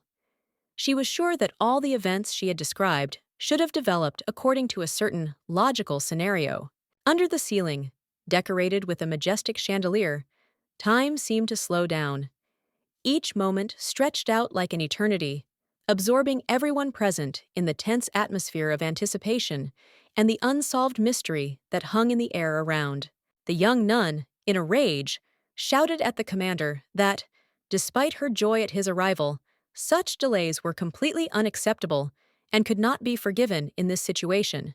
especially considering the importance of their mission and the fact that time had been lost. Dorothy and the lovely princess, feeling that they had nothing more to do there, left the meeting, deciding that their presence was pointless and they could leave without disturbing what was happening, since everything had already been said and all the important decisions had long been made and announced. The priest and the humble nun were quietly talking to each other, discussing the princess, who turned out to be far from what the rumors had portrayed her to be, and, in their opinion, she did not at all live up to their expectations and the standards they had expected. Moreover, it was obvious that the beautiful Jonah, without hiding her feelings, in every possible way defended her future husband, the Duke, who, in their opinion, was a real scoundrel. And this could not go unnoticed among those watching and hearing everything. A black-gloved hand moved slowly over the uniform folded in front of the man, lightly touching the fabric as if checking for wear or a detail that needed to be adjusted, creating a sense of endless care and calm concentration. The Duke thought to himself that the Cardinal had turned out to be much more useful than he had previously assumed, because now the sweet Jonah stood on his side, and this gave him confidence in his further actions, opening up new horizons and opportunities that could become decisive in his struggle for power. He then ordered her to prove herself to be truly useful within a month and demonstrate her value to his plan, despite all her uncertainty and strange behavior lately, which left him puzzled and even worried about her true intentions. Silently, the Duke stood in front of himself, deep in thought, thinking about how to properly direct all this in the right direction, not to miss an important moment, and confidently lead the situation in his favor in order to avoid unpredictable consequences that could destroy everything. Standing up, Bonaparte muttered that the month he had given his wife to carry out her feminine task was already drawing to an end, and he felt how time was rapidly slipping away, leaving everything on the brink of the most important decision he had to make. The sky was cloudless, bright blue, and the new day brought with it not only the first rays of the sun, but also an atmosphere of expectation and anticipation, as the palace filled with light, as if inviting the beginning of the most important events that could affect the whole of history. With a light and confident smile, Dorothy announced that the prince had dined with the princess today, which attracted the attention of everyone present, because such moments always attract attention, and their relationship was certainly becoming more and more intriguing and complex. Jonah, shocked by what was happening, muttered how quickly time flies, because very soon the moment of the coronation of the prince and her brother would come, and she could not believe how close this important day had become, full of new trials, challenges, and unknown paths. With delight and pride, the maid declared that the new dress would look simply magnificent on the lady, because it would not only emphasize her refined beauty and elegance, but would also make her unique, as if she had come from the most beautiful canvas imaginable. The girl was looking forward to the moment when her brother would finally become the new emperor, and her heart was filled with pride for him. But at the same time, deep down in her soul, she was tormented by anxious thoughts about whether her new husband, the Duke, who was ambitious, would kill him at this important moment. The young man stood by the window, his gaze focused on the fist he was clenching in intense thought, wondering how events would unfold next, how difficult it would be to succeed in this world of intrigue,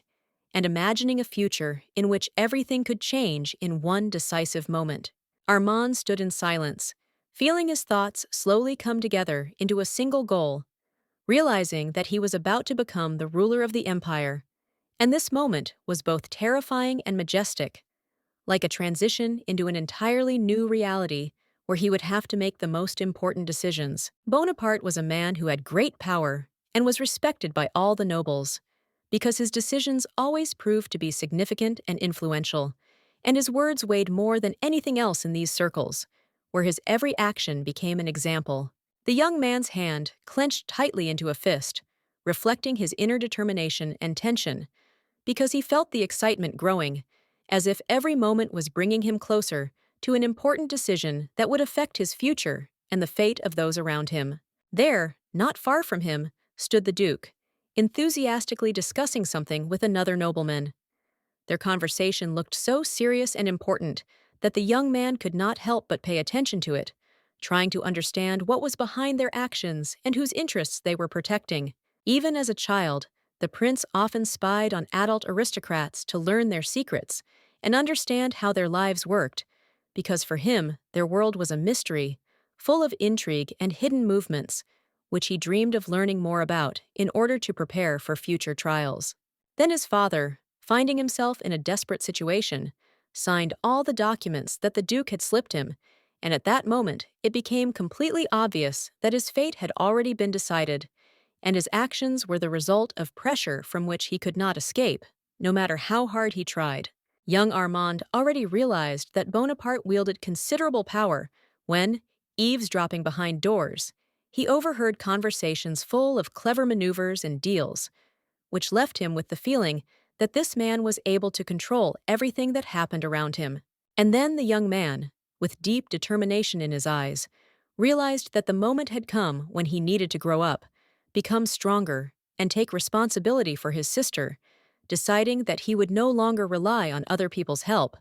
but would decide her fate himself, protecting her from all threats. The prince turned away sharply when he was informed that the Duke had requested an audience with him, feeling his heart sink at the prospect of an interview that had always been difficult for him, full of hidden intrigues and careful manipulations that were impossible to escape. The door creaked inexorably, breaking the tense silence.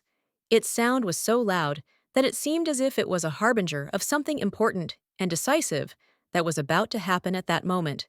changing much that surrounded them. Bonaparte entered with a confident step, his figure like the personification of strength and determination, and, bowing to the future emperor, politely handed him the documents, which obviously contained the most important proposals and decisions on which the future fate of the empire depended. The guest room was decorated with luxury, a sofa made of soft fabric, a small table, and furniture that created an atmosphere of refined elegance that literally permeated the space, reminding of the high status of the owners of this large house. Having listened attentively, the young prince, with a concentrated look, realized that the preparations for his coronation were complete, and soon he would have to enter a new stage of his life, where everything would depend only on his decisions and further steps. The Duke, without wasting a moment, pulled out the paper and began to read, his face becoming increasingly serious as he announced that his marriage to the boy's sister would soon take place, which would ensure a strategic unification of their houses